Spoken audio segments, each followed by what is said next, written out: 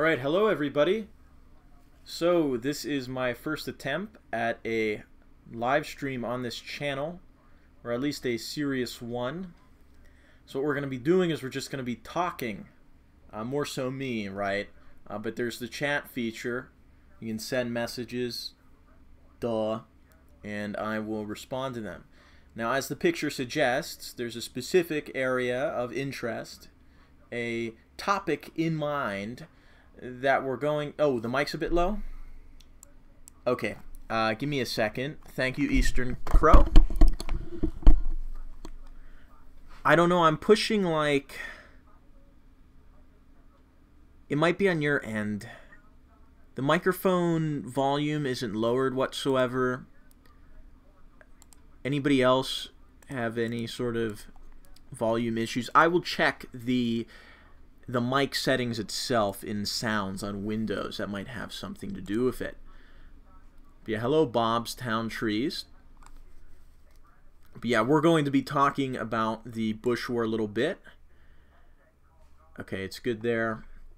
Yeah, check on your end, man. It seems that the properties, 100% levels, etc. Thank you, Caleb. I appreciate it, man. Biggest thing about YouTube, making videos, making content on the internet in general is morale. So what I mean by that is it's very easy to get demoralized making content if it doesn't do so successful. And this can be especially apparent for smaller channels. Another thing that can be very annoying is just the demonetization of certain types of content nowadays. I'm very surprised that my last two videos have monetization turned on, because it seems that YouTube, if they figure out you're talking about war, if you're talking about military history, they're going to lock ads off of that, because, you know, it's very stupid. I'm sure the bigger military history channels do not get their monetization turned off because they're so big. But for me, fucking algorithms, man. I mean, it's terrible. Bush War, yes, the Rhodesian Bush War. And I'm going to try not to swear that much. I don't really do that in my content. Not too casual around here. It goes from fine to kind of low. That might just be the placement of the microphone. I'm going to go ahead and move the microphone over here, directly in front of me. Basically, Rhodesian Bush War is the biggest topic on this channel currently because the video did so well on the Rhodesian Bush War. And I know a lot of people here, though, are here for the religious content as well. And as you can see, I have been making videos like that. Of course, the most recent one about John Bradburn happened to tie into this area of history. Africa is very interesting. Post-colonial, like Africa, is just this mess that you're not taught about in school. We were taught about South Africa at my school and apartheid, and that was it. You know, the Nelson Mandela shtick. They don't tell you about the Congo. They don't tell you even about the war in, you know, South Africa, in a place like Namibia. They don't tell you about Rhodesia, good example. They don't tell you about any of this. And it's just you have this period of chaos, of horror, of really terrifying stuff, of nuns and priests being, you know, killed, and people just being killed because they're white, and then black people killing other black people because they're different types of black people. And it's a very, very tragic story, because you have the scramble for Africa. Europe comes in and they say, we're gonna colonize Africa, we're gonna fight each other over it, you know, we're gonna posture, we're gonna divide up the continent at tables. Then you have the scramble to get out of Africa after World War II, where it's like, we want to leave. No, we got to get out of here, right? And all the European powers abandon Africa, and they give it over to independence. Their companies stay there, the corporations stay there to keep making money off of the continent. But they give over rule to, you know, the majority. And democracy, and instead you just get all these war chiefs and warlords. And warlordism is pretty cool, but it isn't so cool when your warlords are just proxy puppets of either Russia and China or the Western powers that were already there, that now have no obligation to the territory. I mean, Rhodesia in South Africa, the people that lived there, they lived there. Ian Smith was born and raised there. He wasn't worried about whether or not he could squeeze out some more money from the country so that he could buy a new mansion in Birmingham or whatever, you know. The majority of Africa was, I mean, the interior was completely untouched before the Europeans came there, but coastal Africa was mostly, you're talking about slave traders, right, where you have these African nations that are going to war with their neighbors and wrangling them up and selling them to the Europeans and selling them to the Arabs too. Same thing basically.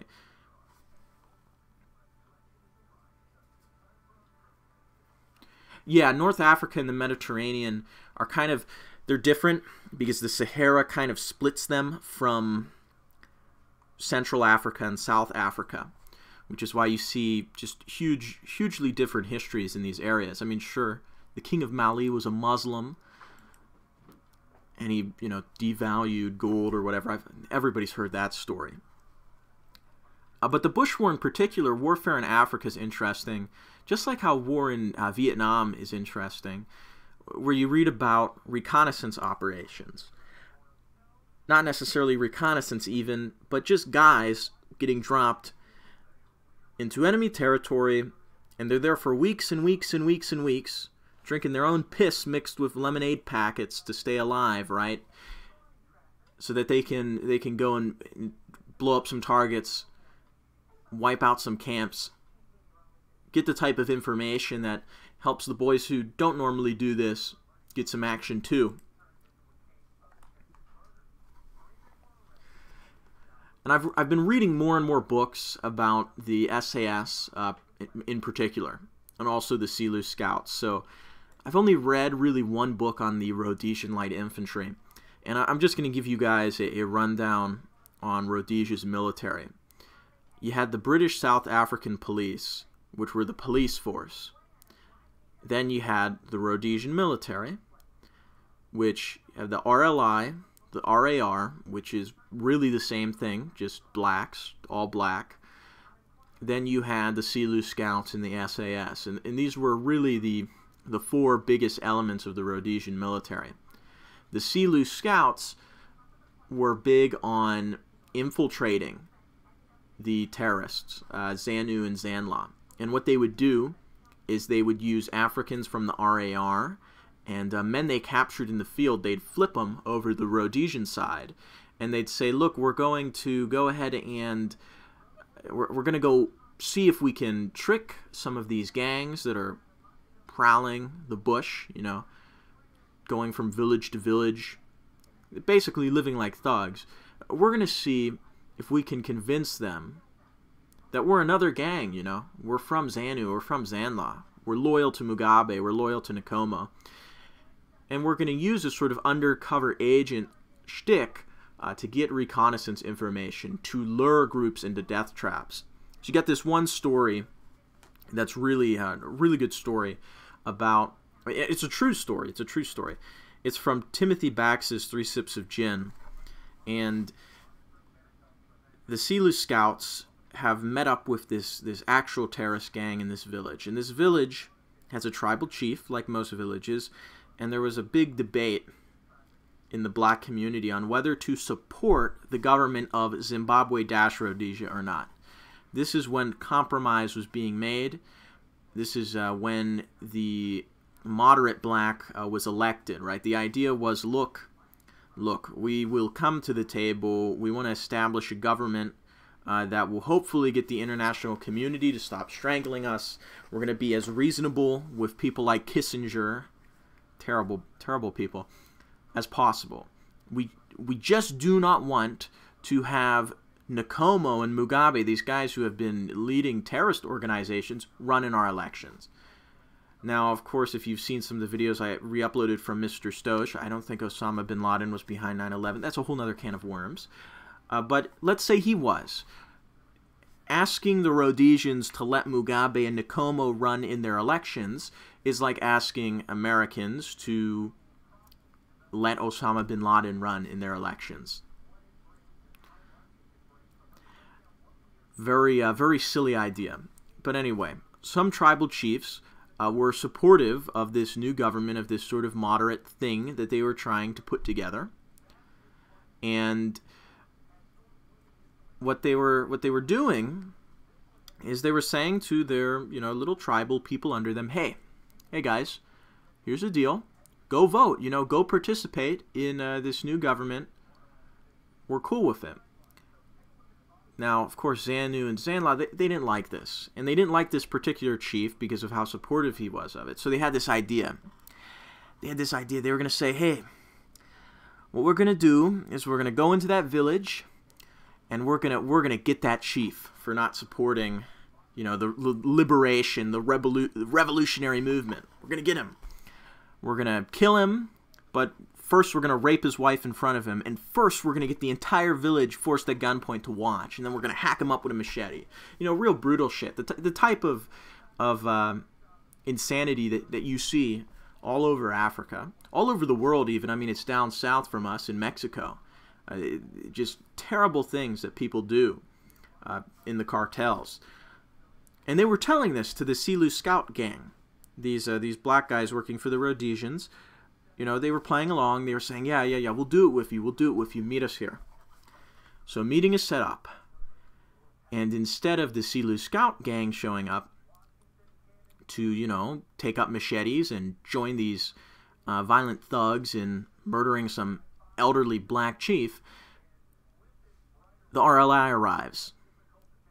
Fire Force, you got all these helicopters coming in and surrounding the area. You got 4-man sticks landing on the ground, and Timothy Bax does a really good job describing it. So I'm going to go grab that excerpt, and in the meantime, I'm going to change this picture to a diagram of Fire Force because I got it downloaded. That's not. Give me a second, lads. There's better Fire Force diagrams. That one is about paratrooping. I want helicopter. Alright, I'm not going to be able to find the diagram. Instead, I'm just going to go ahead and grab the excerpt from Timothy Bax's 3 Sips of Gin. I have this highlighted, so it won't take long.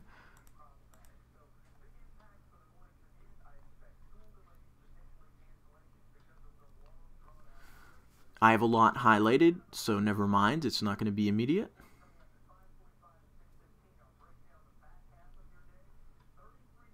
There we go. So, Timothy Bax describes it like this. 20 minutes after my call, the helicopters appeared as 4 tiny dots on the horizon, flying fast at treetop level. The pilots had no fancy navigation equipment to assist them to their target. They relied solely on a compass and their skill at reading a 1 to 50,000 scaled map. So here they are. They're coming to the location.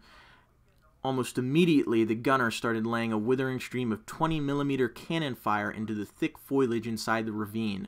The 3 troop-carrying Alouettes orbited once and then descended heavily into a nearby cornfield amidst clouds of flying dust and debris, quickly disgorging their cargo of RLI troops.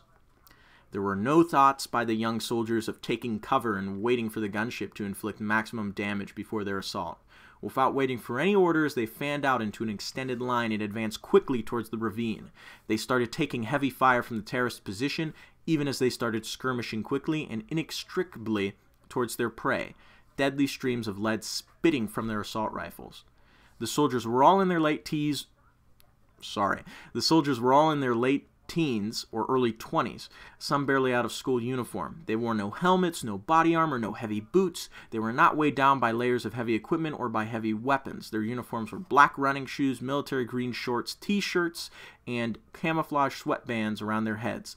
Their exposed skin was tanned deep brown by the African sun. Around their waists they wore webbing with enough water, food, and ammunition to sustain them throughout the day. Each carried a Fabrique Nationale NATO-issue 7.62 automatic assault rifle. Every 4th soldier carried a general-purpose medium machine gun. They were This is why I edit my videos, by the way.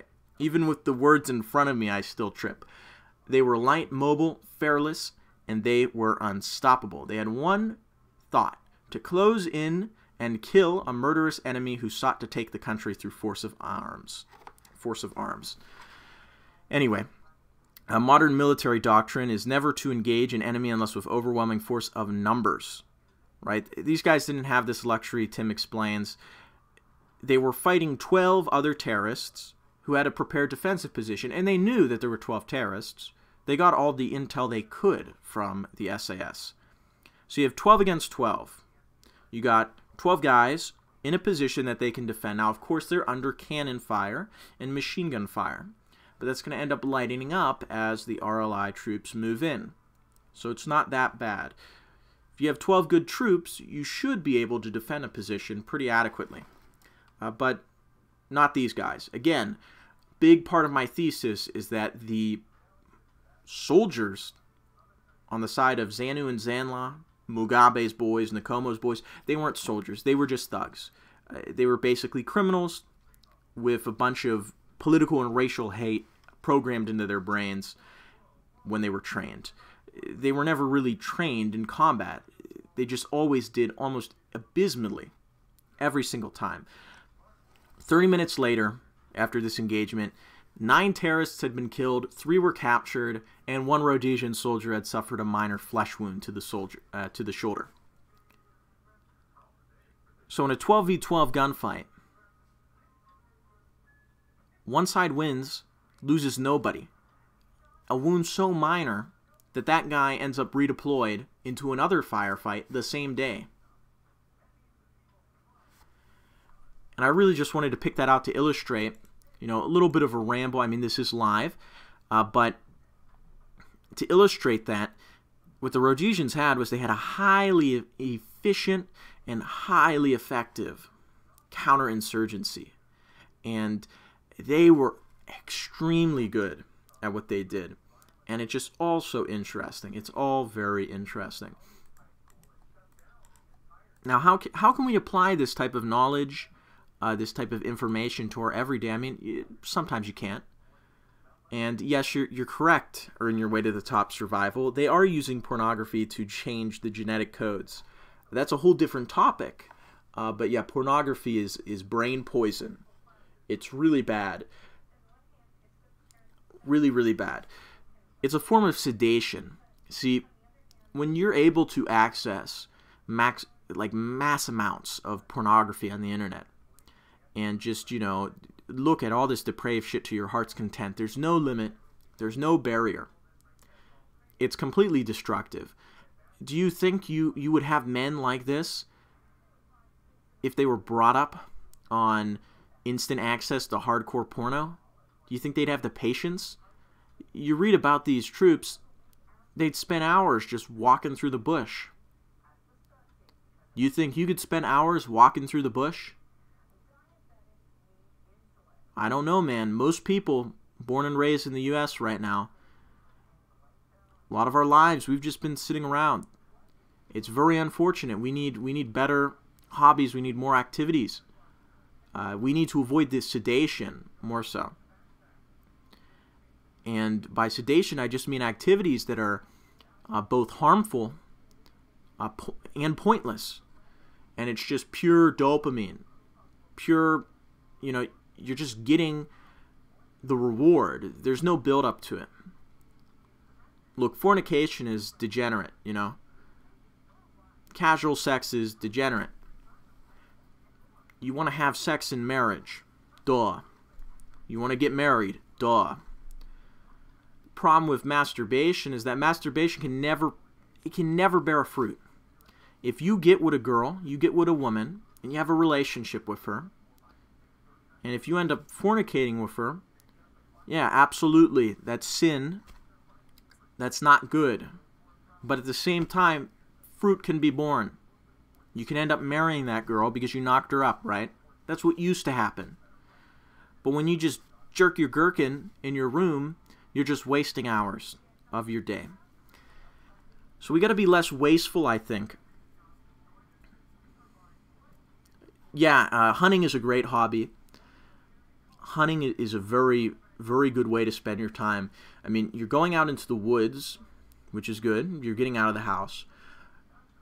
But more importantly, you're learning to be patient, especially if you do something like archery. I've never done archery hunting.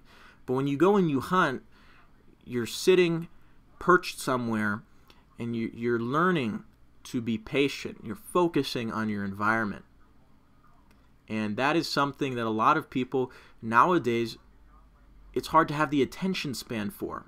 Our attention spans have just been, they've been limited immensely. You know, most people, even I'm guilty of this, really. Most of us are guilty of this. We're so accustomed to not just instant gratification, but instant information. Always something to read, always something to watch, always something to do. And it's good to keep busy, but the big thing is to keep busy productively. Does fishing count as hunting? Fishing is another great example of a good activity, because again, fishing requires patience. You're not going to see some hyped up zoomer fishing. They're not going to be able to handle it. They're not going to be able to pay attention enough. So yeah, I'd recommend fishing. Yeah, fishing is comfy. That's very accurate.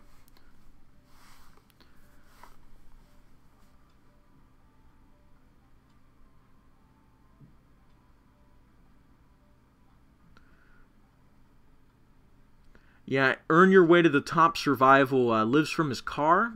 So if you check out his YouTube channel, you can definitely see what it's like to live a different lifestyle, so to speak.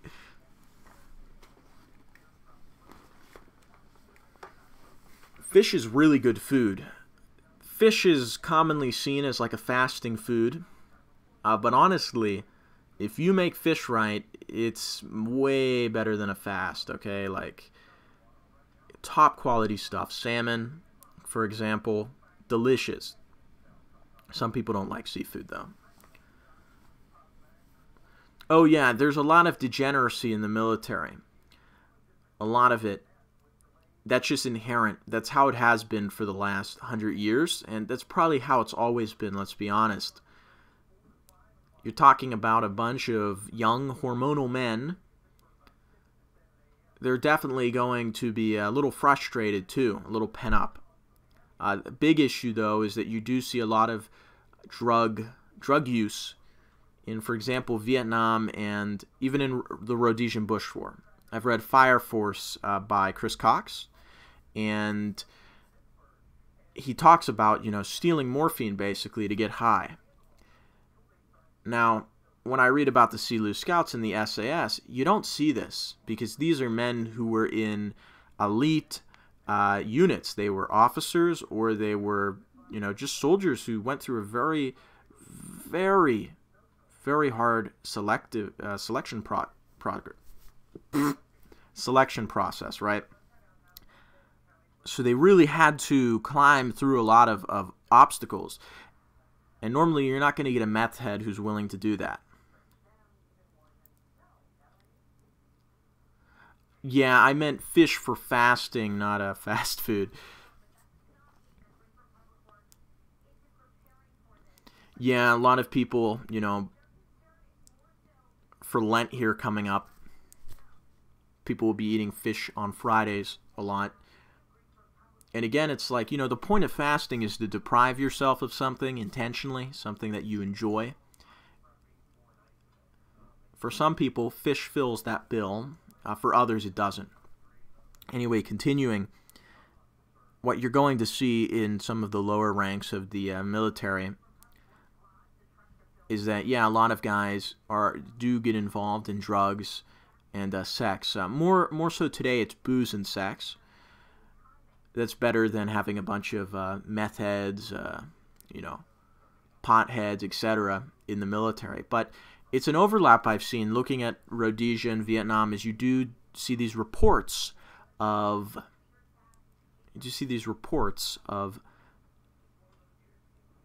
drug use, drug abuse, and it's a really bad thing. But again, I think it's sometimes exaggerated. Vietnam has been so subversively handled. Let's talk about Vietnam for a bit and some Vietnam movies that I think are just fucking terrible, okay? Oops, I said a bad word, but this is a heated topic.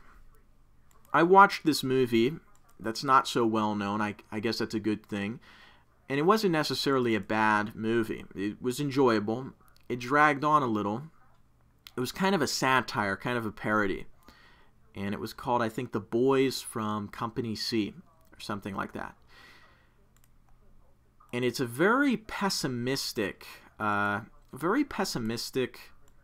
interpretation of the Vietnam War, as you get in most books and most movies. That's kind of the feel you get. And I'm not saying that Vietnam wasn't a really tough, terrible, hellish experience, but the way it's portrayed is kind of straight out of the, would I say, whitewashed anti-war movement. The anti-war movement that wasn't extreme and crazy, right? The one that you hear about now in history class, the anti-war protesters who included former soldiers who just wanted to get our boys home.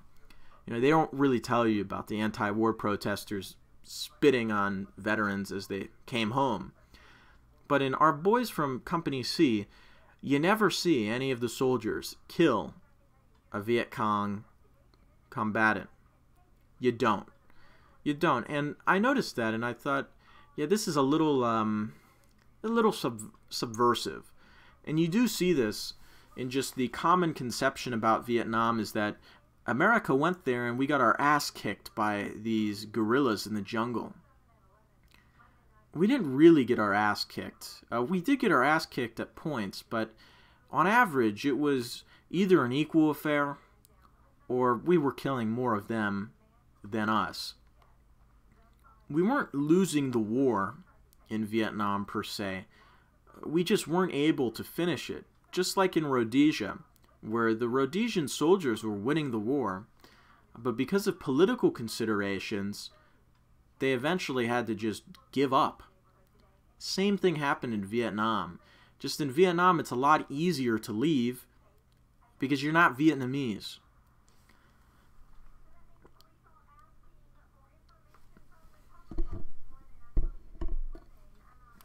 You have like Full Metal Jacket is a fun movie, but you have this whole scene about one female Viet Cong sniper with an open sight AK-47 sniping, blasting through this U.S. military squad.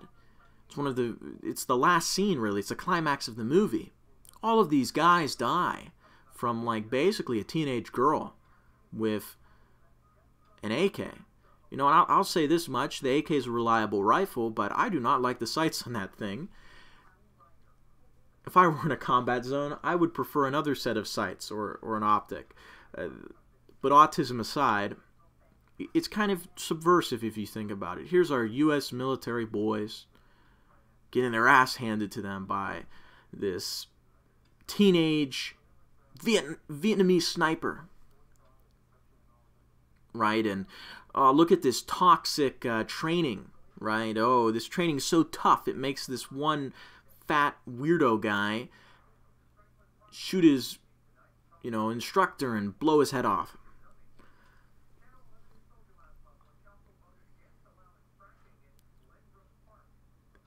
Really, being opposed to that type of military training is stupid.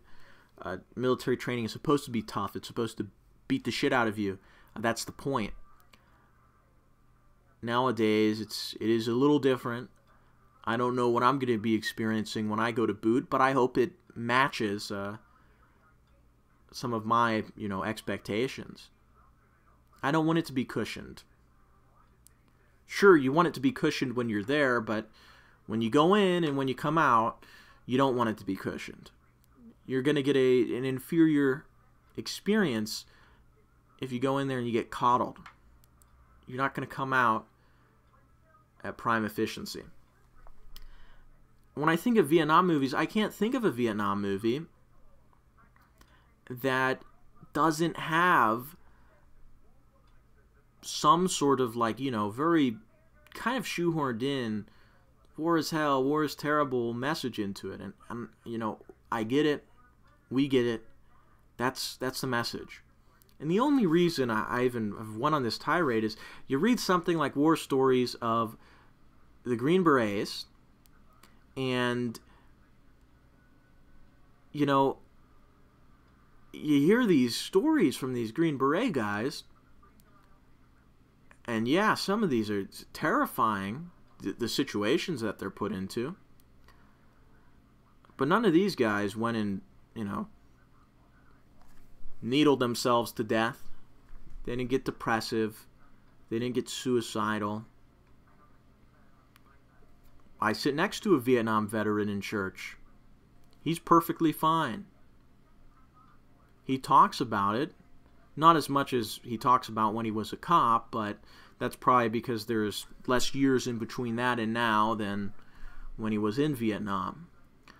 The point is that you very rarely see the perspective of these men who have fought in wars, and, you know, they don't have that much qualms about it. They're quite proud of their work at some points. You don't really see that on the big screen. And when you do, it just does not play out right. It plays out without a lot of character. You get tons of character in these books, in these memoirs. You read 3 Sips of Gin, and there are some scenes that are hilarious. You read We Dared to Win. You guys saw the video I uploaded probably. This guy gets pissed on by some enemy combatant coming out of the barracks room. Dude literally gets piss all over his face, right? You know, if you sneeze, you're dead. Don't want to get caught by the guy who's pissing on you. That's funny. That's character. That really happened. That was really terrifying. After the fact, what was it? It was a joke, you know? It was something that this guy can now say to his kids, yeah, I almost died because this naked black dude in the middle of the night decided he was going to piss right out the door, and there was my face. Oops. So I really think reading combat memoirs, reading what men who have seen a lot have to say, is a very enjoyable experience. It's educating too. And something like 3 Sips of Gin should be adapted to a movie. It plays out like a movie. This guy has taken his life, specifically his experience in the Rhodesian military, and he's crafted it into a fine story. Here's an example. People who make movies about war, and certain people who have seen war and do have the very pessimistic war is hell type of attitude about it. I'm not saying it's illegitimate. Yeah, war is terrible. Lots of things in life are terrible. But just a little example. There's a part in Tim Bax's book. They're driving down a road, and they hit a mine. Terrifying, terrifying. But the way Tim Bax describes it is both, wow, this is a horrible experience. But he includes the fact that the guy who just lost his leg wants them to go back in to get his shoe, his new shoe that his wife bought him. Immediately after the crash, what are they doing? But fumbling for cigarettes, right? And it's surreal, because it's like, this is real, this is what happened. In a movie, that scene would have occurred where the truck blows up and the guy's leg gets blown off and the dude's screaming and screaming and screaming, and that would be the only tone present. When in reality, in real life, there's a multitude of tones. Even amidst death and horror, there is humor, often to avoid the reality of the situation. And those types of moments are so much more interesting to read about and see play out than one stop, one shot, war is super bad and terrible. That's what you normally see. Anyway, somebody asked, oh no, don't join the military to fight. Look, I'm not going into the military for a combat role, so you guys don't have to worry about that. I'm going in for all the benefits that I can get out of it. Now, of course, we can clearly see that war has definitely changed, and I'd say that the wars today are far more mechanized, far more empty, far different than war in the past. See, if you looked at combat in the Middle Ages, it's a lot bloodier and it's a lot more violent because you're hands to hands, eye to eye, killing each other in mass. You're in a crowd, basically. You know, you have all your friends next to you, you're marching forward, and you're colliding with the opponent. And it's brutal. It's brutal. But you don't really see reports of post-traumatic stress disorder from these soldiers. I'm sure some people definitely got messed up in the head about it, but the main difference has to relate to the psychology of it. In modern war, you and your friends can die for basically no good reason. You can be walking down a path, and then your buddy hits a mine behind you, and then you're on your ass, and your buddy is a puddle of blood and bits and body parts. He's dead. He's gone. There's no fair play in that. It's just you stepped on a mine. You were in the wrong place at the wrong time. You're walking down a street. A sniper shoots you in the chest. You die because of a man that you cannot see, that you could probably not reliably shoot back at. You're hanging out at a camp, you go on patrol, get into an engagement, you're actually getting combat, and then boom, airstrike. You die from a threat that you can't really deal with. Like a drone, for example, right? And this is much more psychologically terrifying and impacting than your buddy is fighting another spearman, and instead of him stabbing him, the other guy stabs him. Because at that point, that life or death struggle is in the hands of the two people involved, and either of them can die. Either of them. And at the end of the day, I think that's less psychologically traumatizing than the extreme paranoia that can be invoked, that can be caused by the conditions of modern mechanized, blow everything up, air-power dominated warfare.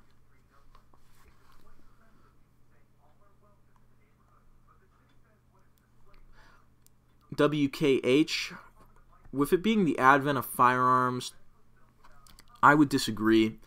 It took a long time for us to go from fighting in line, fighting in strict formation, to fighting in the present day irregular fashion.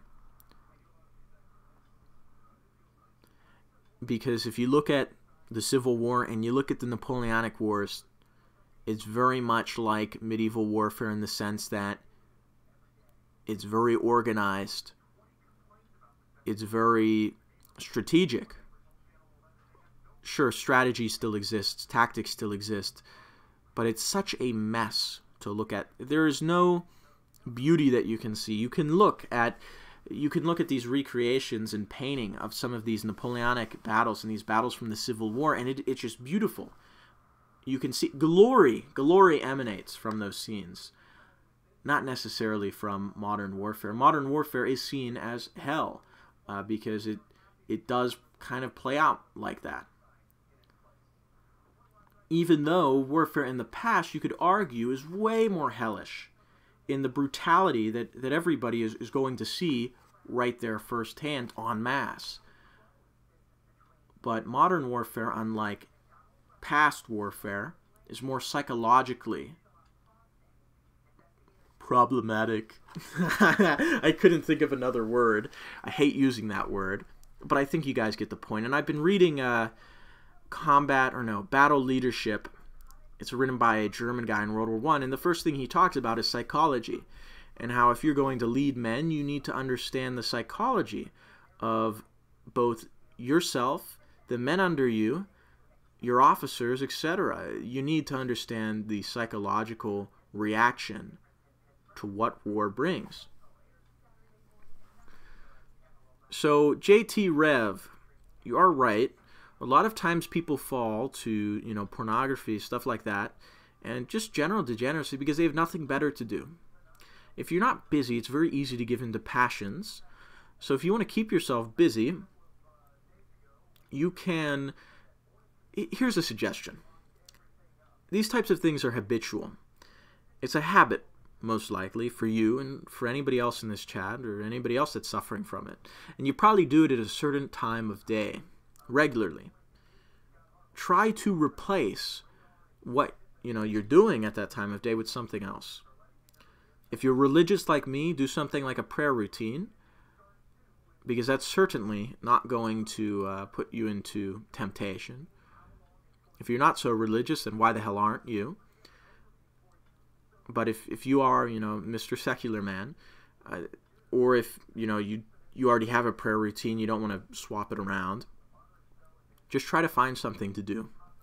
Either devote your time to, I do a lot of writing, something productive, reading, working out, exercise is a good one. Try to find a gym or just do exercise at your home to your own heart's content.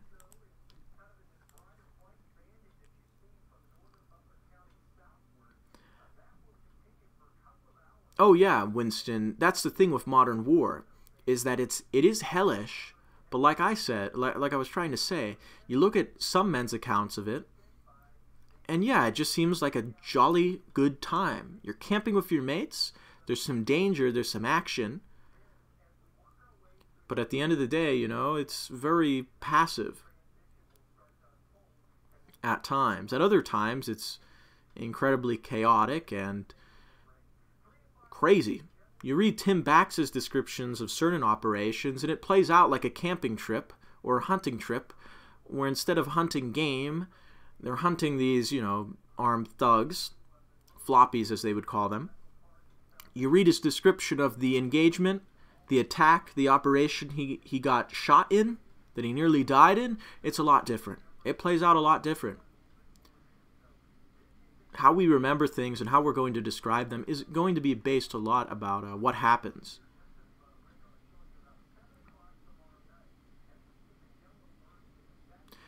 Hey, Herr Butterlachs, we're just talking about anything really, kind of a main focus on military history. At least that's what I'm kind of discussing off the cuff. But I'm looking at chat and I'm talking about things in chat as well. That's kind of the idea. If you're new to this channel, I spend most of my time talking about military history, general history, faith, politics sometimes, though I'd say that modern politics are kind of pointless, and also some conspiratorial content, if you'd like to call it that. Basically, not so mainstream ideas about how everything's set up. That content is not going to be very profitable in the future. It's never been very profitable unless you're Alex Jones or one of the big established conspiracy channels. And honestly, I don't blame them. You can question Alex Jones' sincerity, but I mean, I kind of have to respect the guy because he's getting sued over that Sandy Hook business. And oh no, I said it, so maybe I'll get banned in a couple hours. That is the one topic that if you discuss on a YouTube channel, other than debunking people's theories about it, you will probably get your channel terminated. So we won't delve into it further. But YouTube is making a serious effort now to block out conspiratorial content. If you want an example, look up 9/11. If you looked up 9/11 in like 2013, 2012, 2014, a couple years ago, well, more than a couple now, you would get a lot of content made by YouTubers. Now you just get CNN, NBC, etc. Look up the moon landing, same thing. Right? Look up any sort of big time event and you just get, it's like you're watching TV. It's like you're looking through the guide, you're looking through on demand. You just searched on demand on Verizon Fios or Comcast. You know, it's YouTube. I come here for YouTubers. I don't want NBC. I don't want CNN. But if you look up something that has some conspiracy theories surrounding it, you're just going to get this. It's boring. It's incredibly boring. That'd be my main argument against it.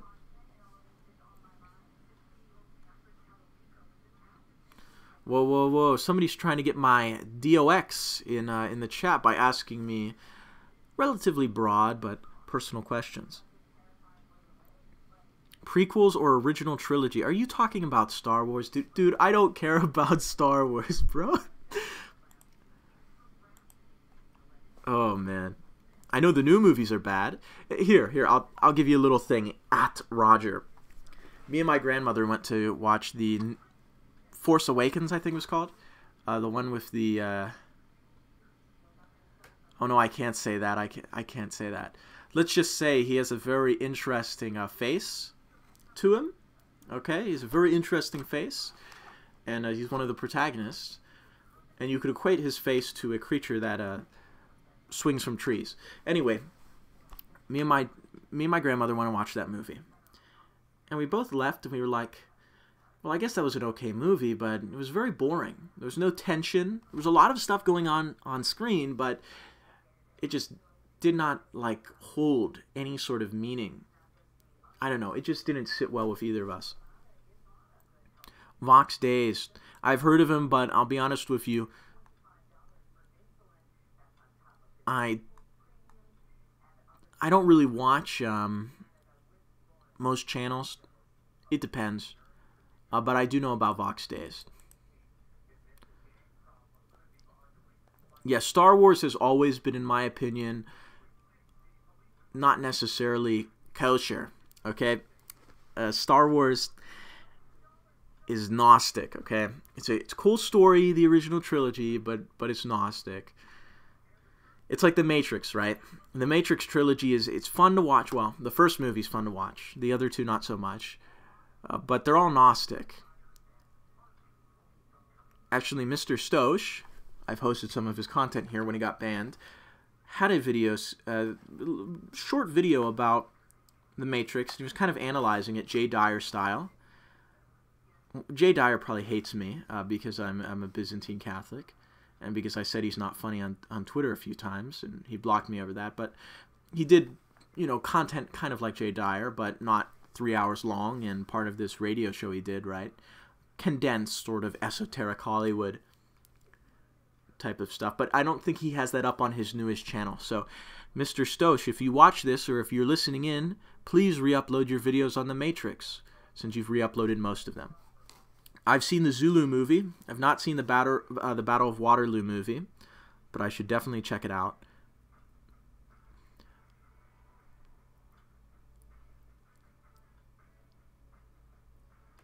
So, South Europe. I do not know much about South Europe's present political situation, but if reactionary parties are becoming the norm, that's a good thing. I noticed that in Hungary, was it Hungary or was it Bulgaria? I think it was Hungary. In Hungary, if you have 4 kids, you don't have to pay taxes for the rest of your life. And that is based, okay? That is epic, all right? We should definitely have that here.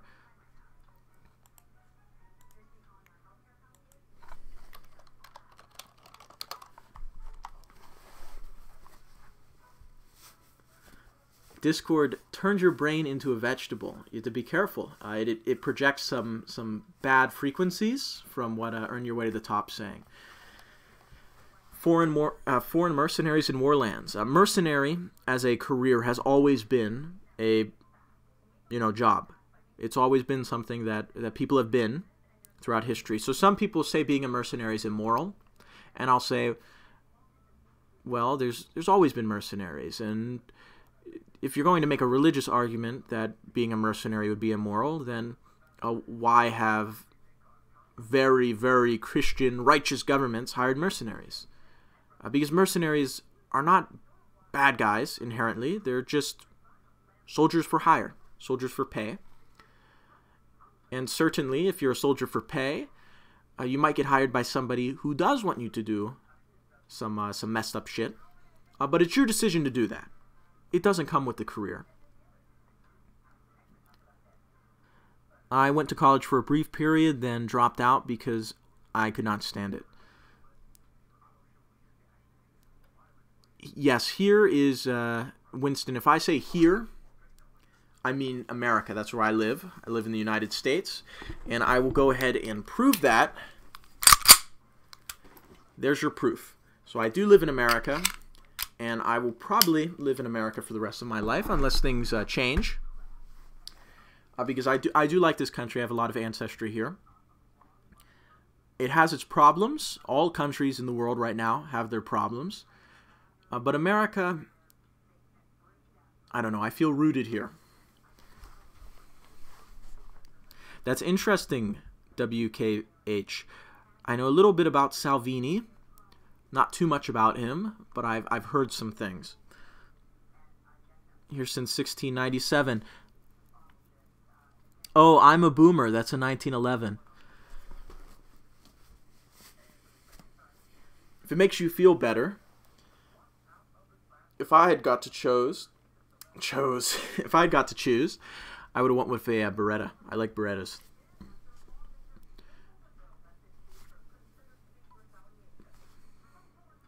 The Moro Wars. I don't know too much about the Moro Wars. John J. Pershing in the Philippines. I know nothing about the Philippines.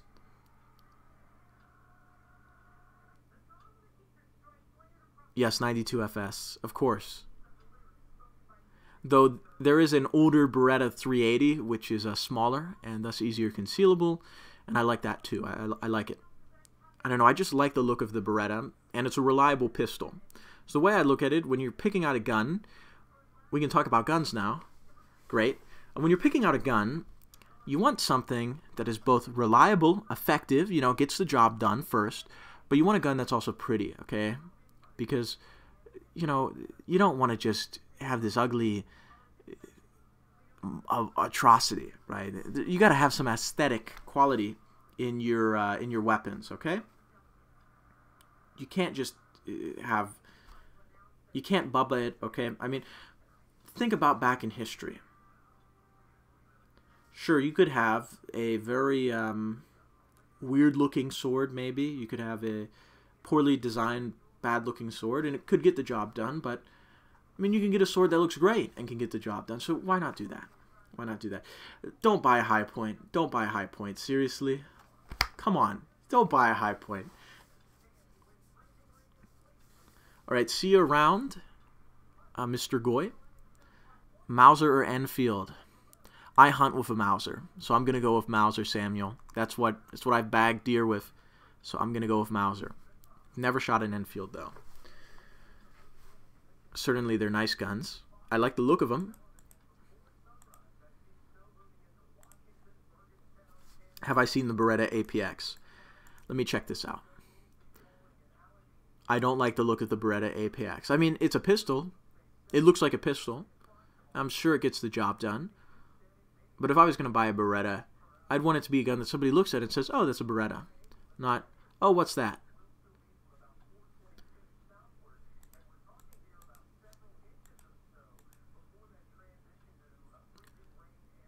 Yeah, okay, Soren.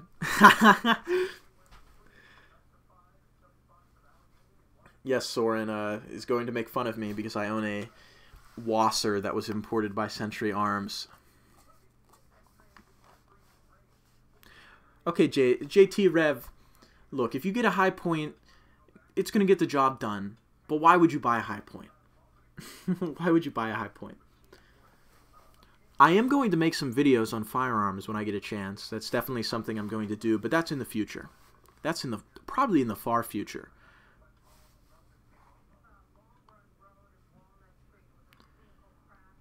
I will probably put something up, though, when I do get a chance with some of the rifles I purchased recently.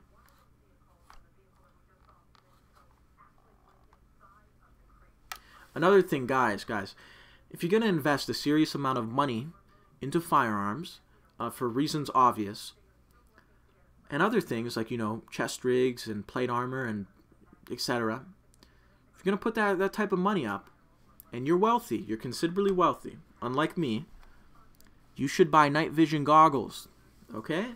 You should buy a lot of night vision goggles. Just saying, they could be very useful in the near future. Not many people, not many boomers even, have night vision goggles. All I'm saying, just a piece of advice, okay? Take it as you will.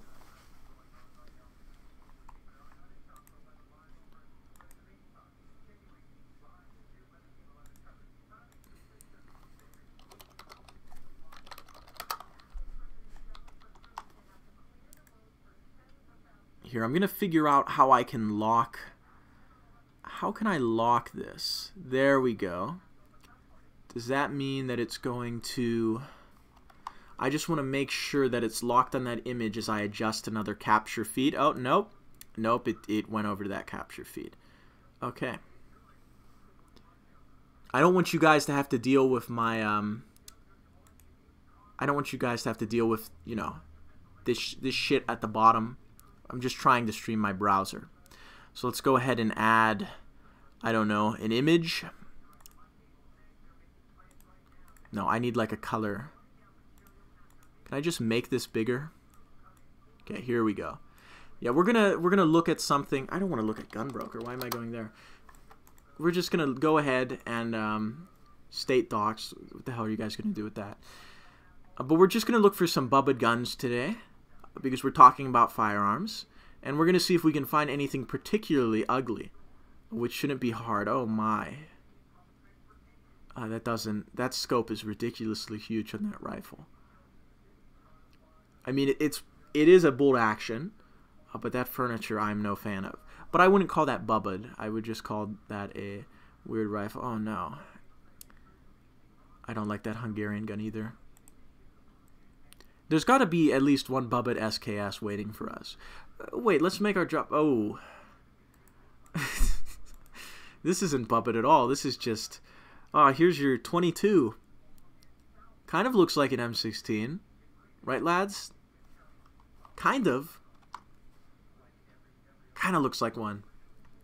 Look, I'm new to this streaming, so the next time I stream, I'll have some more... be a little less janky. Let's just look up SKS. Let me treat you guys to some of this. Look, these are all fine. Cool, cool, cool. Oh, a practice grenade so that you can actually use the grenade launcher on that Yugo SKS. Really cool, really cool. Oh, no. Oh, no. We'll look at those in just a moment. Let's see if we can get any other fine specimens. We're just going to look up SKS worldwide. Let's get one more. Oh, my. Oh, that's just Norinco furniture. I want... Oh. Oh. Yeah, that's... At least there's a bunch of real SKS rifles, you know. It's kind of a not... Ah, there we go. There we go, guys. Ah, that's beautiful. Let's see your reaction to all this.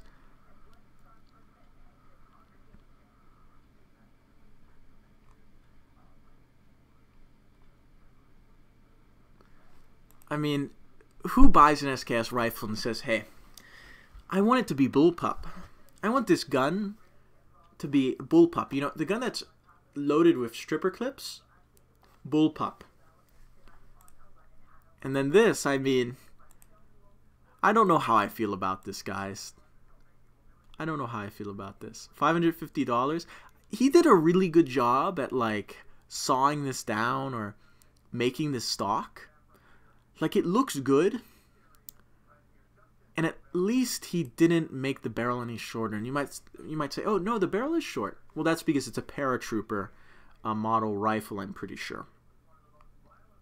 But yeah, this is definitely interesting. I mean, I like it, like, I like it, kind of. No, no, it's interesting. This is just terrible. This is just fucking abysmal. All synthetic, illuminated scope, 140 round clip, and 120. That's what I need. 40 rounds for my SKS. I mean, why not? And that's just, you know, we're gonna weld a scope onto our SKS. It's such a terrible picture. You can tell this guy's a boomer. This is the only camera he owns.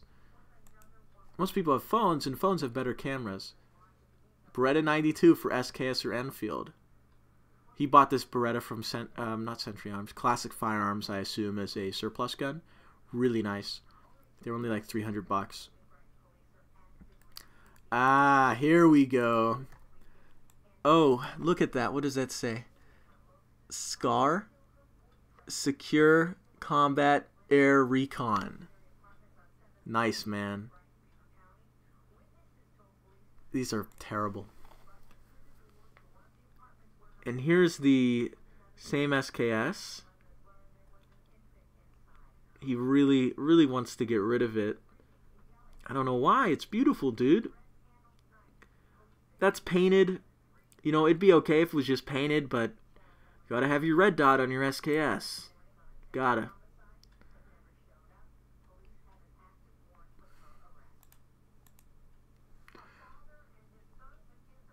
Oh, earn your way to the top survival. You have a Bubba and Mosin, so these guns are ugly. Can you stop? Okay, yeah. You're right. In a banned state, pimping out your SKS might be necessary. I'm gonna switch back to the image. Scroll through the chat. Let's go down Conspiracy Avenue. What do you think will happen to America in the next 10 years? Give it 10, give it 20 years. I don't think the world's going to be in good shape, let alone America. Most detergents have UV brighteners that are highly visible in IR. That's interesting, Winston. That is very interesting. WKH. Yes, I would consider any sort of military career like that, but at the same time, I don't want to die in Venezuela. So, I don't know. It's on the table. Am I green-pilled yet? What, are you waiting for me to upload an excerpt from a specific, relatively short, paragraphs are numbered, political book?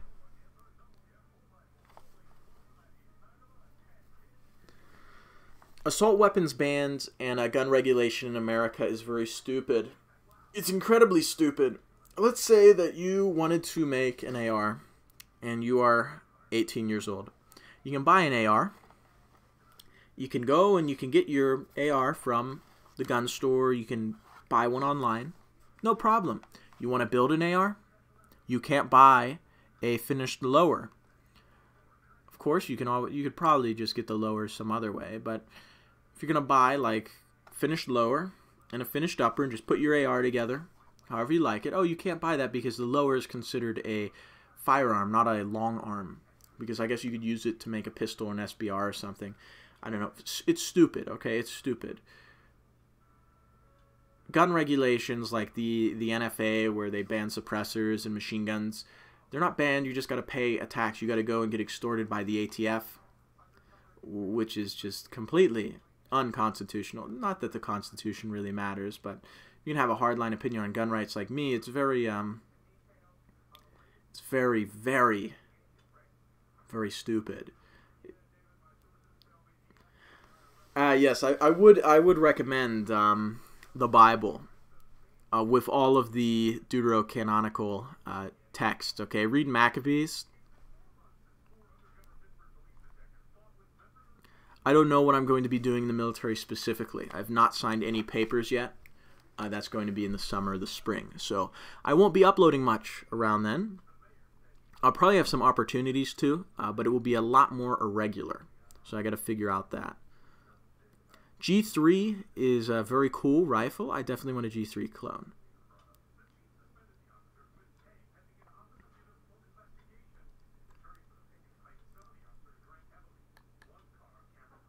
Balkanization. Yeah, I think worldwide balkanization. Okay, we're going to have a period of warlordism. I advocate for meritocratic warlordism with Catholic influences, okay? You should only own one gun. I don't know about that, man. The more the merrier, because the more guns you got, get a friend who was stupid and didn't buy a gun, you can say, hey, man, You can borrow mine. Will Half-Life 3 ever come to life? No. Okay, Valve doesn't make video games anymore. They're making the mark of the beast of the Antichrist, dude. They're making brain chips. You put a chip in your brain, you can play video games. Count me out. Count me out of that shit. Do I think I'm on a watch list? I don't think so. Maybe. Lots of people have these types of opinions, Nick. I do not like to empower what has kind of been cultivated. So it's revelation in the method, I'd say. Why do we know that the NSA is listening to phone conversations and has access to your internet communications? Because it makes them seem all-powerful and all-knowing. They don't have perfect algorithms yet, okay? They don't have them. Soon enough, yeah, they will have computers that can sift through trillions of phone calls and trillions of Discord voice chats and trillions of Skype calls and trillions of text direct messages. But they don't have those powerful computer AI freak shows yet. So until then, unless you're actively doing something illegal, you're probably not going to get heat for being an edgelord on the internet. Even if being an edgelord on the internet just means having objectively true positions on certain things. Homosexuality. But you're not really going to end up on a watch list. They're not going to take your passport away unless you're talking to ISIS, okay, or something like that. As long as you're not stupid, I severely doubt it. Now, come 10 years, come maybe even 5 years, yeah, you want to start hiding behind 20 proxies and encrypting all of your communications, okay? I am not Jewish or Hispanic. My background is mostly German-Irish.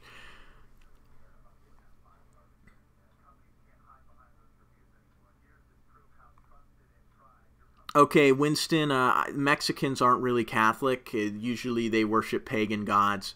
You got to realize that Catholicism is a big religion, but true Catholics are like 0.1% of it, okay? If you want to practice Catholicism, go to the SSPX or the FSSP or the Institute of Christ the King or a Latin Mass or go to a Byzantine Rite church. If you go to a normal Catholic church, you're probably going to get some priest that, let's just say, he enters through the back door or vice versa, right? You're not going to get the real religion. You're going to get something really watered down, something really terrible. Spiritually, you know, that's the thing, is that the modern church is so subverted, the hierarchy is so corrupted that it's just pushing away people that would have otherwise would eagerly have investigated the church at least and probably entered, and it's just pushing them away.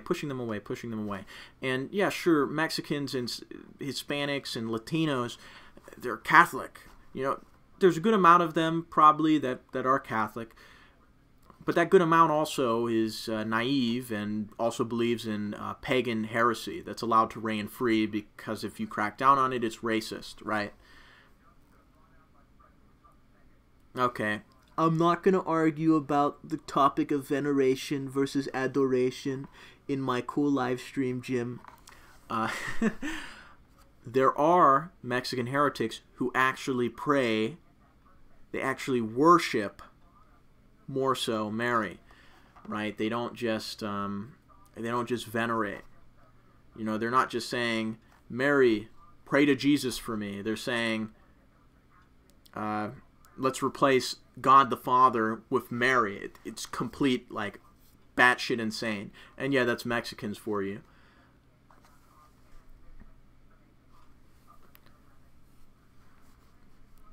They already set up the kill grid and they're just collecting the IPs on Mr. Bond videos in this channel to do a clean sweep.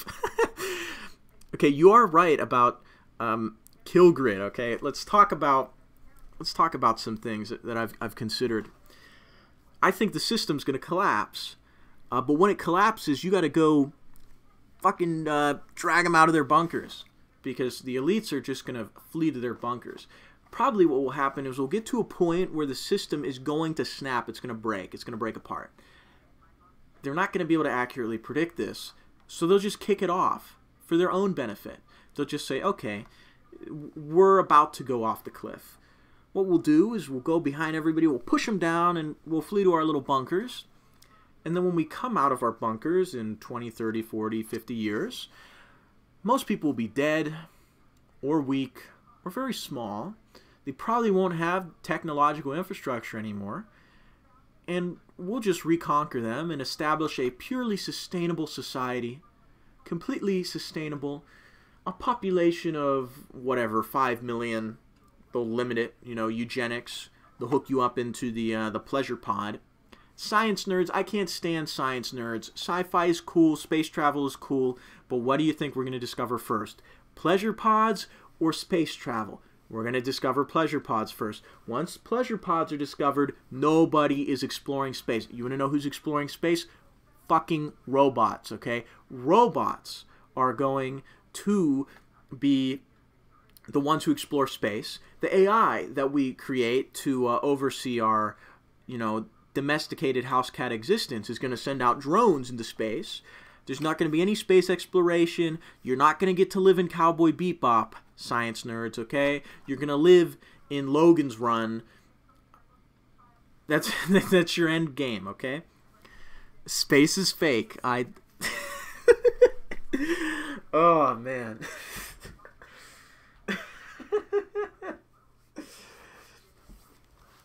It's all part of the Great Deception. Eastern Crow, you can't send super chats? I have super chats enabled. You might not be able to send them because you're in Serbia. But yeah, super chats are enabled. I have all the monetization turned on until they turn it off. The main reason I have the monetization turned on, I'll be honest with you, is because it was turned on. 20 bucks is in that AdSense account. I don't get a paycheck until I hit 100, which will probably be in 3 years. But it's always annoying having money locked up. It's the same thing with Blurb. I have 24 out of 25. It's like if I get one more dollar, you know, one more dollar, I'll get my paycheck. But yeah, no, aliens are demons. Aliens are a psyop. I'll agree with you there. This seems very green-pilled to you. Perhaps you could call me an environmentalist, but I'm not no damn hippie. Okay, you got to tame the land. You got to live with it, but you got to tame it too. That's another thing. That's the big problem, right? Is that we've moved from agrarianism to full-out industrialism. A lot of people, though, they'll say, well, let's skip even the agrarianism and just go back to being hunter-gatherers. It's like, no, no, no, no, no.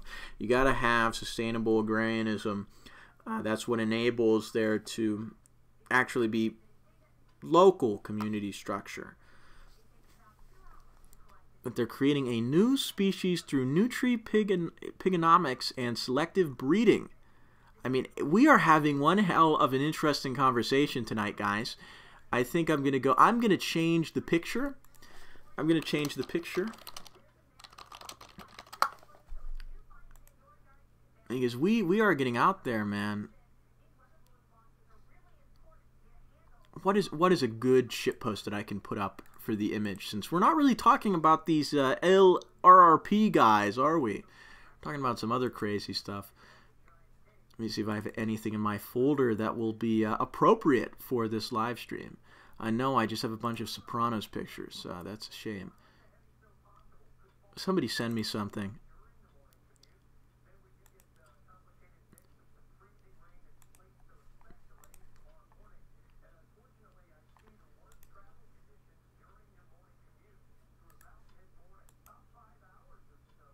Here we go. All right, that will work. I found one, guys. Don't worry. I mean, if you send me one that's better, I'll change it. I'll swap it out. Why'd I save that in my WebMs folder? Here we go, guys. Here we go. Oh, no, I can't transform. Let's transform, and we will stretch to... That turned out better than I expected.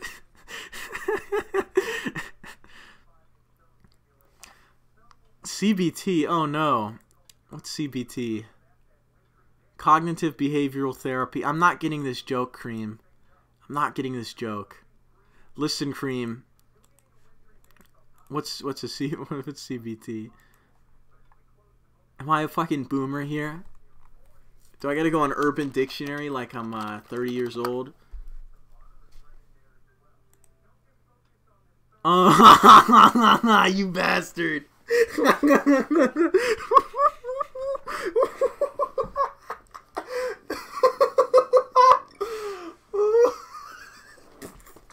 You fucking...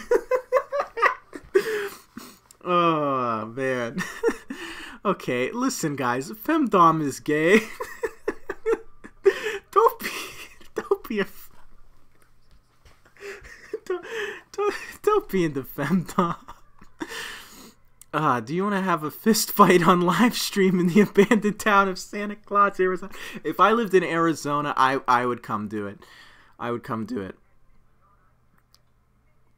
We could have had a good conversation over some scotch, man. Hey, Cream, we gotta talk one of these days again. I don't know where you've been, but just don't send me any images of that, please. Don't do that.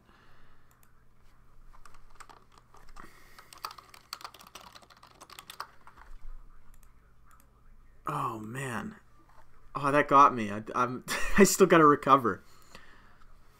I've not read Linkula. I know he's another green pill guy, as you could say. Again, I'm not devoted to that entirely. I would just say that, sure, you do have... Michael Hoffman says something interesting, because I did just do the little shtick on agrarianism, right? But Michael Hoffman writes about how civilization is kind of satanic, in a sense. Not to say that civilization is all satanic, but as a concept. Think Tower of Babel, right? Civilization, man built civilization, would not exist if it weren't for the fall from the garden, where we were kind of just living among nature. And you could definitely prescribe a hunter-gatherer state to the Garden of Eden. And yeah, Linkula must be shadow banned then, because it did not come through when you were talking about Linkula. You had to break it up. But as I was saying, civilization and man-made achievements, if we worship those, it is satanic. Mass industrialization, worshiping our production efficiency, destroying God's creation around us to further that efficiency, yeah, I would say that's kind of satanic, bro. It's not very good. So you can definitely look at it like that. Civilization is good when it is agrarian in nature, and the works of men's hands are being offered up to God. When you're building majestic, beautiful cathedrals and monuments to holy, venerable men, to heroic people who through their lives have honored God. Very frustrating to me that they're tearing down statues of Confederate generals in the South, and I'm from the North, so I'm a Yankee. But it's like these men are venerable. Sure, there's a difference between being religiously venerable and generally venerable, but these are the type of people that we should be remembering and we should be honoring through our civilization's works, through works of an artisan nature. But let's just tear it down, you know, and let's replace all of the beautiful architecture with glass and sort of schizophrenic, brutalist, neo-modern, well, not neo-modernist, but postmodernist, modernist and postmodernist, abominable architecture. Have you read Book of Enoch?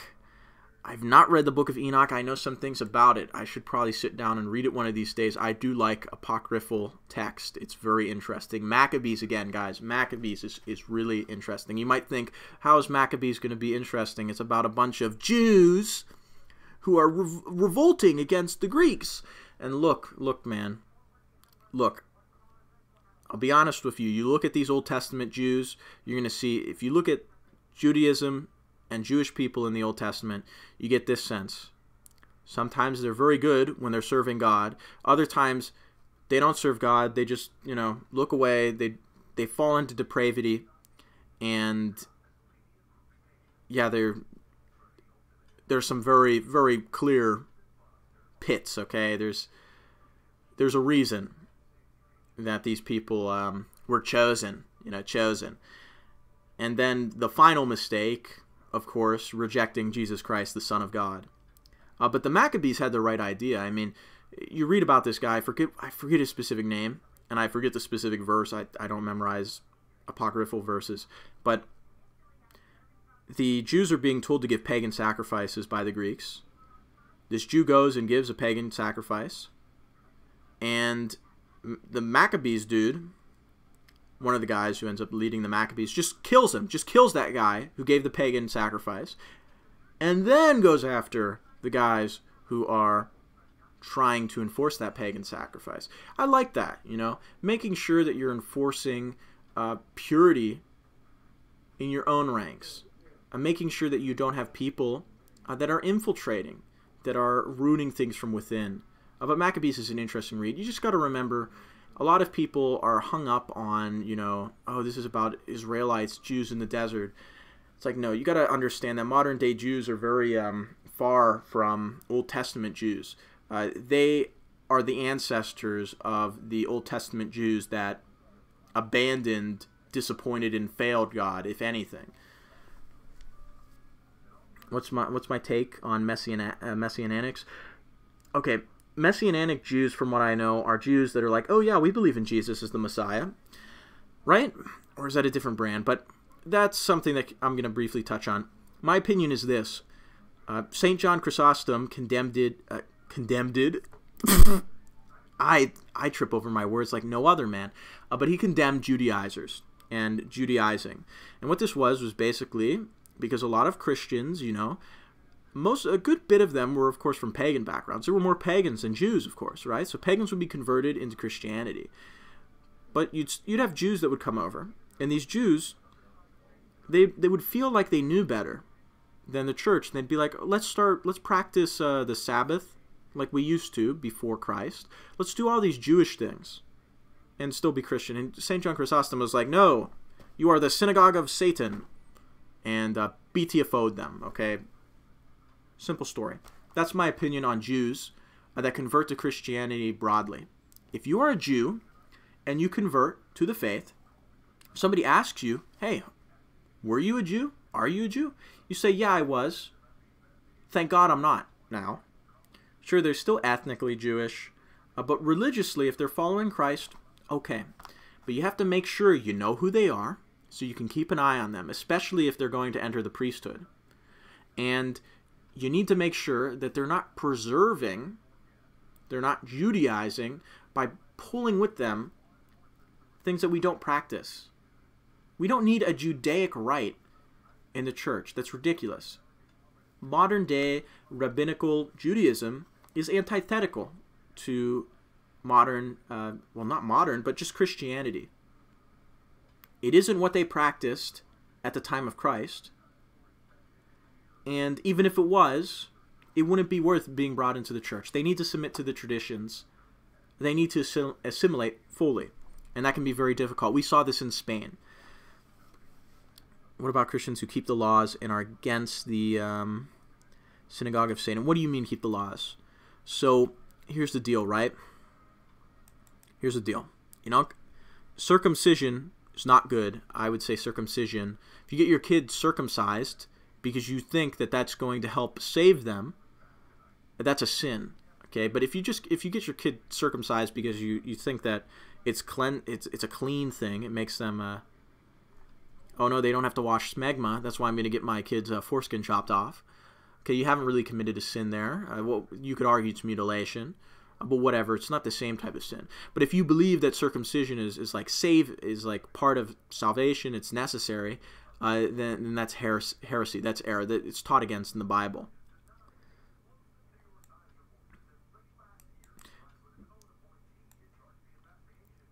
Yeah. Okay. Yeah. The Talmud came after Torah. is kosher for us. The Kabbalah is gay. That is, yeah.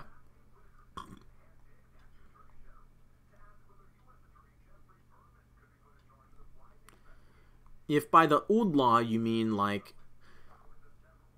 certain rules in Leviticus, certainly we should continue to follow some of those rules that we don't follow today.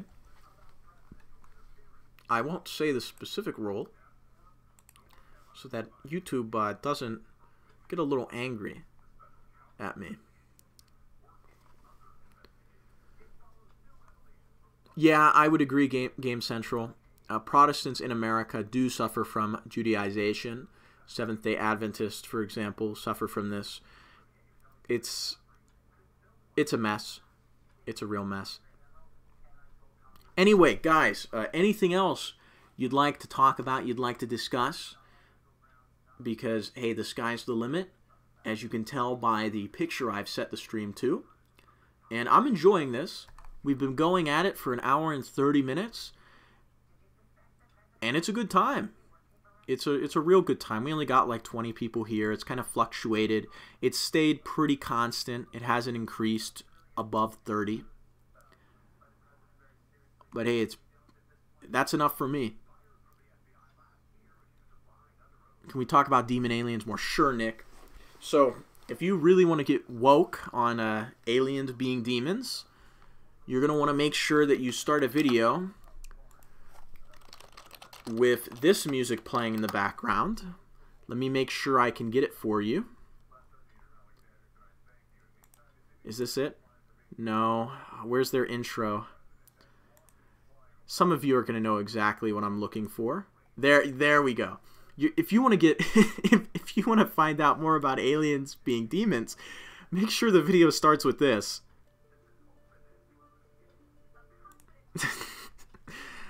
Some of you will recognize that, but basically the thesis is this: UFO activity is not very easy to explain from a materialist perspective.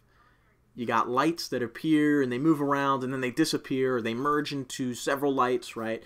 And it does resemble, it kind of has a spiritual or at least supernatural quality to it.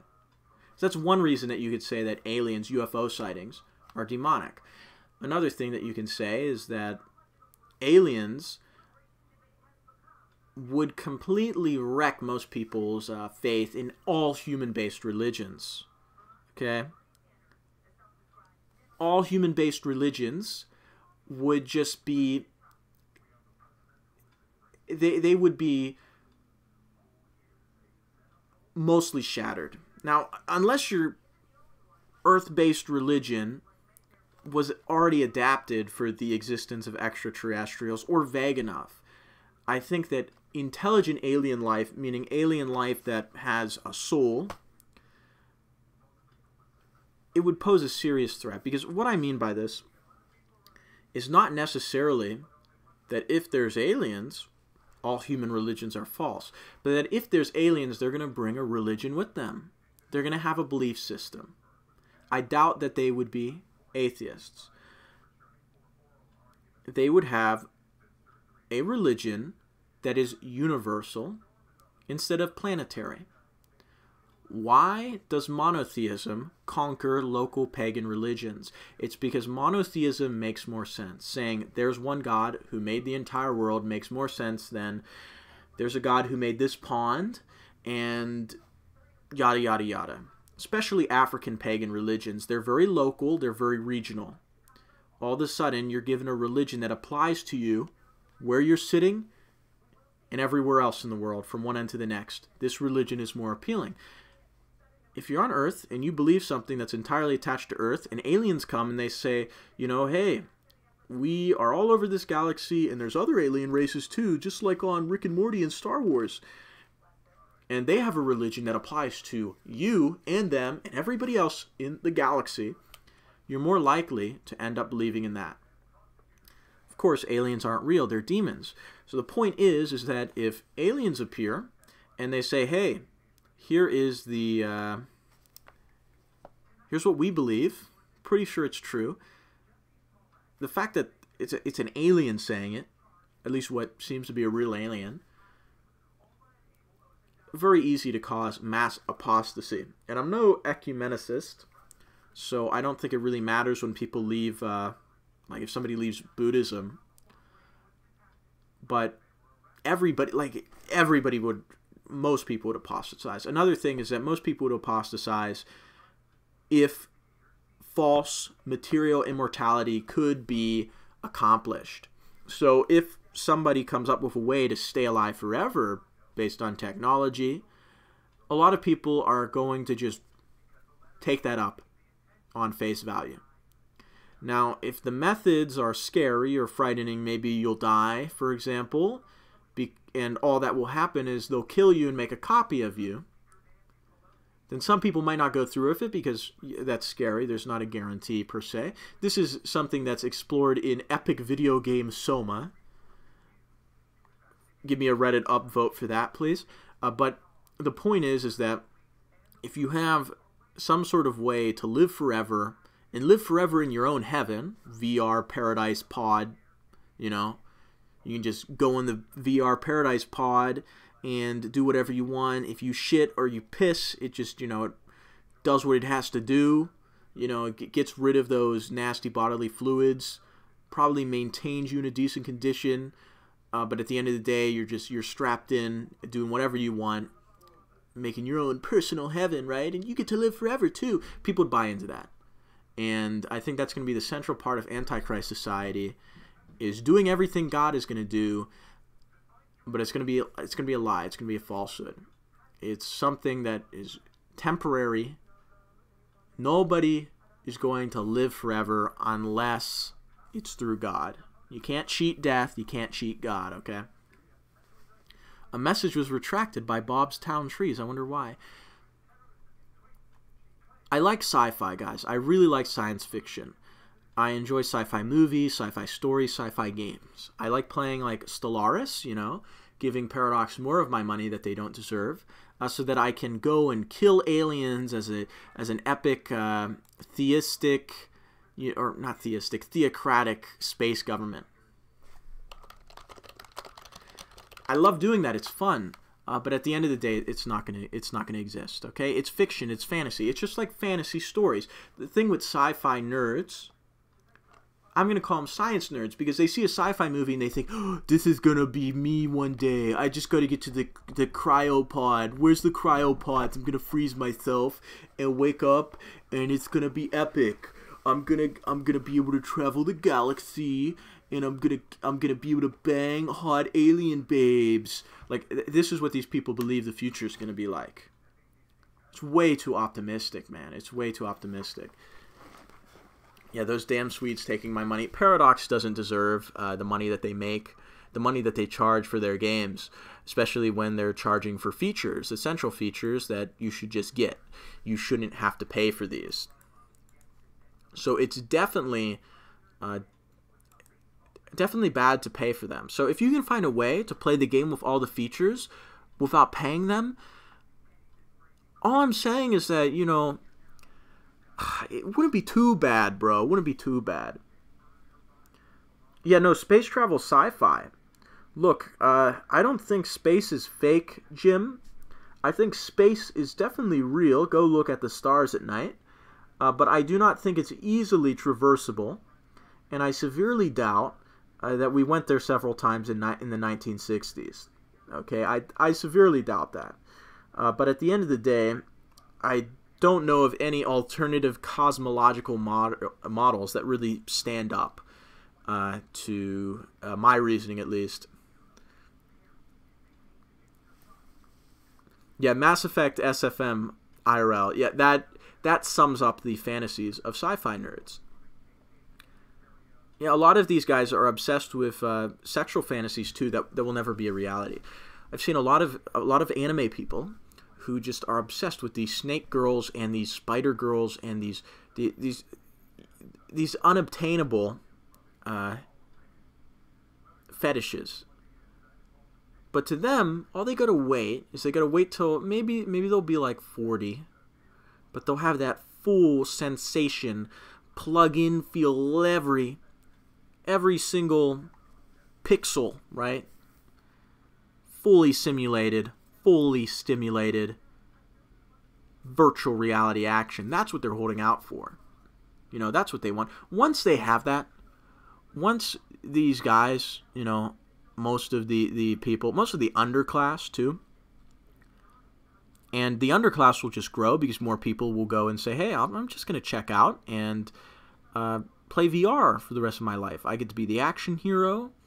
I get to have lots of simulated sex, right? You know, it's just going to be... Pornography and masturbation is bad enough. You can look up most fucked up shit instantly. In the future, you're going to be able to do that in a simulated fashion instantly. That is bad. Nobody's going to have any drive to do anything. So even if space could be traversed effectively, it's not going to happen. Robots will do it, as I said previously. Do I support the alpha virgin movement? I'll say this much. It's much harder to maintain your virginity as any man that steps outside his house than it is to lose it, okay? And chastity is definitely something that's admirable. Avoiding that type of shit. It's worse for women. For women, if they lose their, you know, virginity, if they end up becoming like super fornicator, having sex left and right, they've completely ruined themselves. They're not going to get what they actually want. They're not going to have a fulfilling life. Now, with a man, if you're living that way, if you're living that lifestyle, you can always recover from it. And as much as, you know, I think that male virginity and female virginity are things to be aspired for, you want to marry somebody and have that experience locked with them because it's way more powerful than having, you know, been inside 300 women, and then you marry a woman and, you know, you're with her for 4 or 5 years, even less, and all of a sudden you're thinking, oh, she doesn't do this, she doesn't do that, this doesn't feel as good as this girl. There's the big problem, right? Is that all of a sudden you realize you're stuck with this girl until death, and you've already tasted way too much, and you're not going to be satisfied. But I will say this, a key that can open any door is obviously more valuable than a keyhole that is breached with any key, okay? That's obvious. Some people, you know, they're like, male virgins and female virgins are equal in terms of desirability. No, okay? It's better to marry a female virgin no matter what. Sometimes these dudes, you wouldn't necessarily... Sometimes there's guys who have maintained their virginities, but it's because they've never left the house. At that point, it's not very admirable. Virginity is admirable in men when you actively want to protect it and preserve it. Not when you are caught up in the reversal, the inversion of this, where you actively want to lose it. Anyway, tangent over. If you found a good woman, would you rethink joining the military? I will say this much, that's basically my only route, man. I'll be honest with you. I don't want to go back to college. I don't know what I've got on the ASVAB yet. I haven't taken it, but I'll score fine. I do fine on tests. The military is my launch pad. So, the military, I'm going to go through there, serve for as many years as I'd like, and I'm just going to put myself into a position where after the military, I'm going to go back to college. Now, when I said I don't want to go back to college, I couldn't stand it. I don't want to go back to college yet. And if I go back to college, I want to pick which college I'm going to go to. It's going to be much easier to do that if I perform well in the military and I'm able to make connections and get benefits from that and get savings and kind of, you know, cozy up. What about Leo? Elio?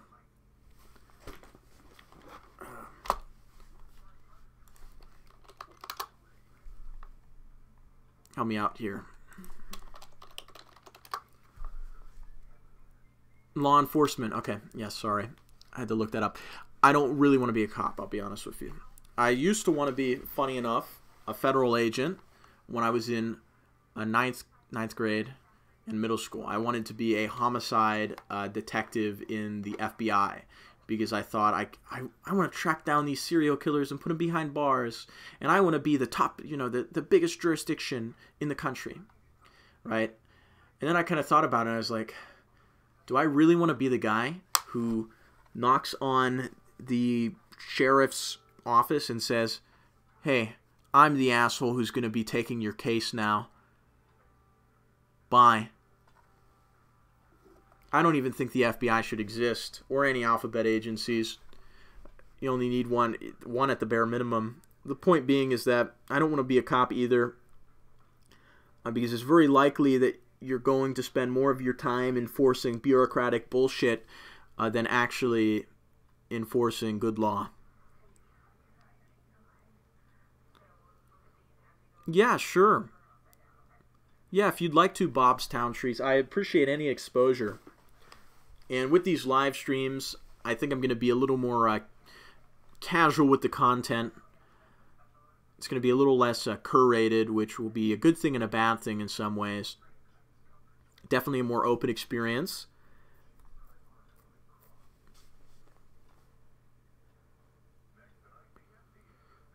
That's interesting, Game Central.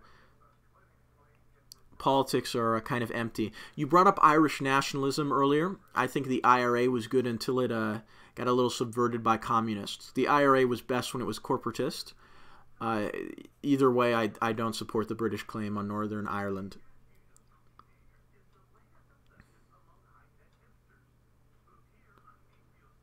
TSA. I don't want to become. Look, I don't want to become a federal agent, and I'd rather not work in an airport for several years. I'm pretty set on the military. If that doesn't work out, or if I'm coming out of the military, I could definitely do some sort of law enforcement position.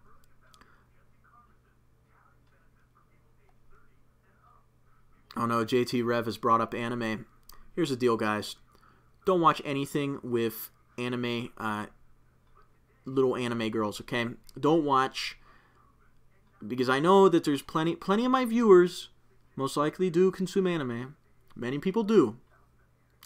But I warn you, if the cast is all female, and the voices are like this, not a good imitation, right? But you get what I mean. That was probably excruciating. I probably lost like a couple viewers from that. Don't watch that shit. It's feminine. It's iCarly, but animated by Japs, okay? Alright, no, iCarly's probably better for you, okay? You get what I mean. Very feminine. It's going to emasculate you. Because all the characters are female, this is why femdom people exist, okay? Anime people become femdom because they're watching content that has an entirely female cast, because that's how a lot of these animes work, and these female casts have to be varied, and some of these characters are going to be more masculine than feminine, despite the fact they have boobies. And all of a sudden you got a guy who wants his girlfriend and future wife to tie him up to the bed and, CBT, as mentioned earlier. Disgusting. Okay, disgusting. I do not support the British claim on Northern Ireland because, come on, dude, it's Ireland. It's Ireland, okay? Listen, I'm very supportive of Rhodesia, but let's remember that Rhodesia declared its unilateral declaration of independence from Britain, okay? Britain was no friend to Rhodesia. Now, did Rhodesia respect the crown? Of course. Do I respect monarchy as a concept? Of course. But Britain and its imperialism is a mixed bag. It's a real mixed bag. My main sympathy with colonialism and imperialism is that the way that we just pulled out of it, decolonization was a greater evil. By far. But the British Empire was full of Freemasons. The opium trade was disgusting. It's still disgusting. It still continues to this day. Go check out Mr. Stosh's piece on it. And it's not all flowers and roses. The British Empire was the strongest at one point. That is certainly respectable. But just like Rome, which was the strongest at one point, it had a lot of baggage. And part of that baggage was subjugating Ireland and continuing to subjugate Northern Ireland. I look at things pragmatically. I think Britain has claim to certain things clearly, but other things not so much.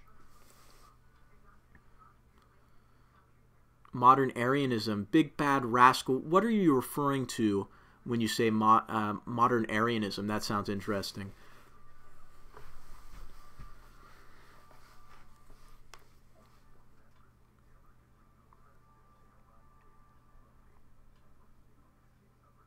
Oh yeah, absolutely. Roman Catholic. Yeah. Pornography and over-sexualization does result in homosexuality.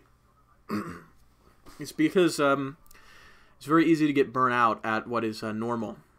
This is why fetishes exist. This is why sexuality is even a concept. You go to a medieval peasant, you drink some beer with him. Let's say it's 1345. You're drinking mead with this farmer, and you ask him, what do you like to do to your wife? He's only got one answer: plow her. That's it. That's it. You ask somebody nowadays, and they don't have a wife to begin with, but they got a multitude of answers, varying in terms of depravity and degeneracy. And this is because you do so much of it, you see so much of it, you're consuming so much, you're thinking so much about it, all of a sudden you need something more. It's like drugs, dude, okay? You take drugs, you take that first shot of heroin, it's very minuscule. Then you need more heroin, etc. Thing is, right, is that it's not just that these people have it more, it's that in order to enjoy it, they need to go more off the rails. Yeah, big bad rascal. I don't know any Christian reactionaries that do not recognize Christ as God. But that would be a very YouTuber thing, in the sense that you can find a lot of people who believe that type of nonsense on YouTube. You can find sacred name people. You can find a variety of sects that have very wrong interpretations of Scripture. Not only are these interpretations wrong, they are pulled from... Well, not... Okay. That was the wrong segue. They're not only wrong, but they're very hostile. Sacred name people, for example, think that if you're not pronouncing God's name correctly in prayer, you're not serving Him. Okay, so you can't say maybe you're supposed to say Jehovah, or I don't even know any of the other pronunciations, but it's a very autistic bunch.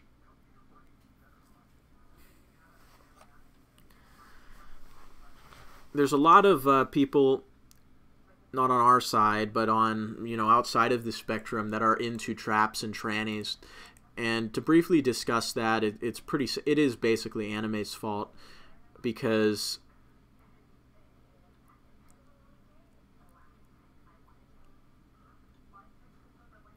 Jim, it's fine if you use Old Testament names of God.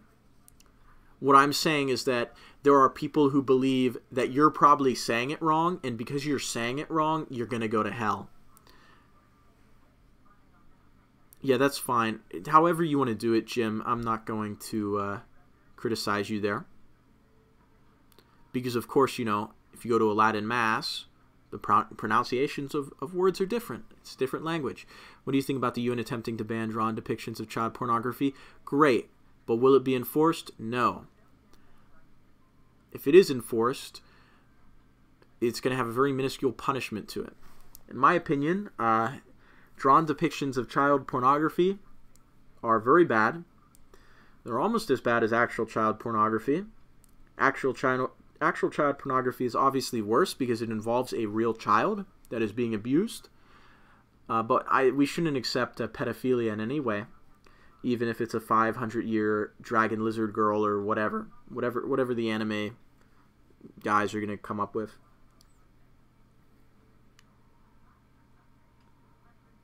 Okay, yeah, sure thing, Winston.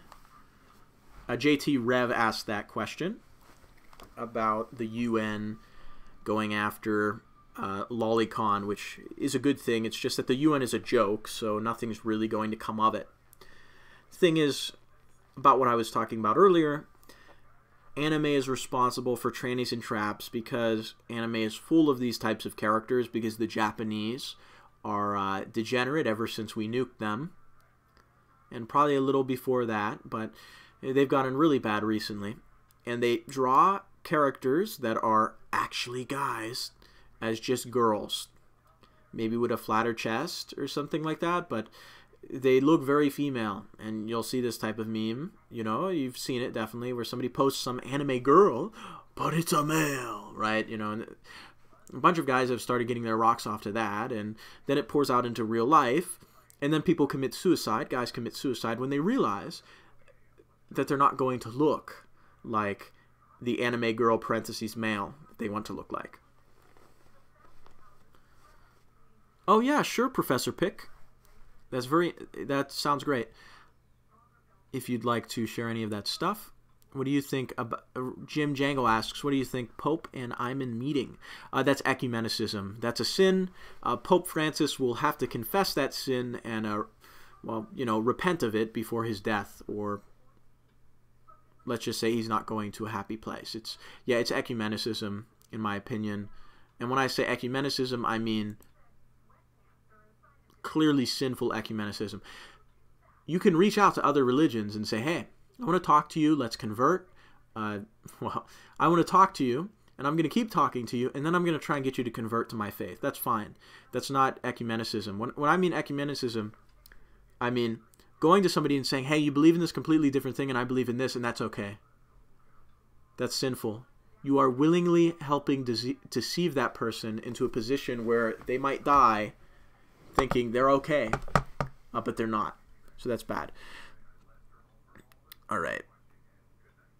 Berserk is a base alpha male anime. I haven't seen Berserk. I've seen Cowboy Bebop and a few others. I've seen Legend of the Galactic Heroes, which is very, very good actually. Anime at its core isn't necessarily bad. It's the fact that it is a gutter. Okay, it's like going to the scrapyard and looking for a working car part. You might find one. Just be very careful. But yeah, there certainly are, just like there's certainly good movies and TV shows, a good anime, I will say that. So, let's see what Professor Pick has for me. The chat is getting blown up. Pick. Abuse leads to self-destructive behavior in the one abused, and sexual deviancy is a form of self-destructive behavior. You've always felt ashamed of masturbating or of homosexual acts or cross-dressing because it is intrinsically shameful and a masculating thing to do as a man.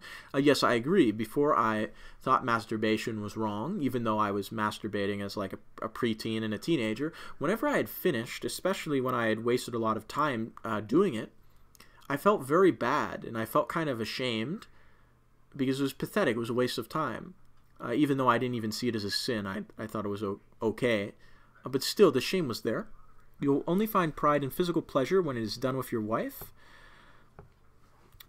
Yeah, certainly. I've never fornicated.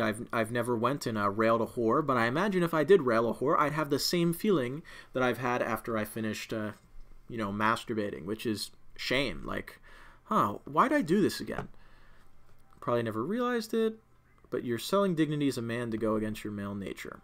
Yep, yeah, I agree. It's trading dignity for pleasure. Fragile masculinity, it is your dignity as a man. Some guy told me to stop sitting out here like a weirdo and start banging chicks. Well, earn your way to the top, survival. Don't stop sitting out there like a weirdo. You're doing God's work. And if you're going to bang any chicks, bang them literally, in the sense that you should be banging them aside the head with a Bible. And I know you got a Bible, so that's my advice. It's also why you will notice men are held to higher sexual standards against fetishes than women are. Okay. What Roman Catholic says, what Pope Francis did was spread Freemasonic belief that God actively willed all religions. Yes, absolutely true. Freemasonic, don't know if it's Kabbalistic, but definitely Gnostic. But also neo-Gnostic. Professor Pick, Then you say gay pride. You're saying that society should take pride in things that are shameful. It's corrosive and insidious. Yeah, I agree. Cutting just is wrong, and emasculating yourself just is wrong. Stop orientating yourself to feel pleasure from the things you loathe the most. If you actually accept what I'm saying, which would be nice, if you would consider the thought, you would see just how much dignity we humans have and how far we have fallen. I agree, Professor Pick. That's nice. I imagine you sent that to somebody. Very wise words. Bob's Town Trees asks, have you ever heard about the Battle of Majdac Pocket in Yugoslavia back in 1993? No, I have not. All I know about Yugoslavia in the 90s is that it was, that's where balkanization, the term, comes from. Is this stream religious, my dudes? Asks Zimbo Gamer. This channel and this stream, by proxy, we do discuss religious topics. We discuss a bunch of things, okay? Especially in an off-the-cuff talk. I've been bouncing around topics. As you can see, based on the picture of tinfoil hat guys staring at the demon spaceship, we've been discussing crazy conspiracy stuff, which isn't very crazy. It just seems crazy because that's the world we live in. Nick Diggs says Vatican II is Freemasonic. Wow, that's true. But tell me about the Majdac Pocket, Bob's Town Trees. I'm going to look it up. Operation Majdac Pocket was a military operation undertaken by the Croatian army. Oh, based Ustase. Wait, I didn't say that, guys. Don't report me. Serbs, don't report me. I wonder if Eastern Crow is still watching. He probably did not appreciate that.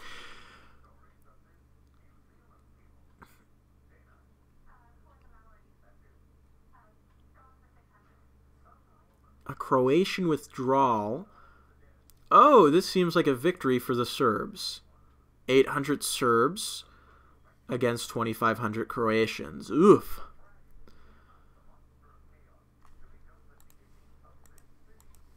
Ah, yes, as Eastern Crow says, very based and red-pilled. Look, I'm not going to take a position. I'm just going to say that Bosnians are smelly.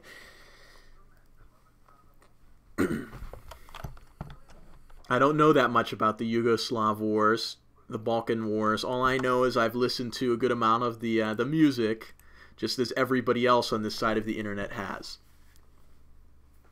The old orders such as the Templars, Hospitaller, and Teutonic Order. What do I think about that? Asks William Huggy. Well, I'll say this much. A lot of people have pointed out that it does seem that the Templars got into some shady things later on. Note that the Knights Templar seemed to decay not while it was in the Holy Land, but after it was pushed out of the Holy Land and was just holding on to its banks and its financial sort of holdings. The financial empire that it had established to support the Kingdom of Jerusalem. So in that sense, I say the Knights Templar were a fantastic order at the beginning, but I do believe that they had some sort of decay, and definitely by their later years, they had most likely fallen into error.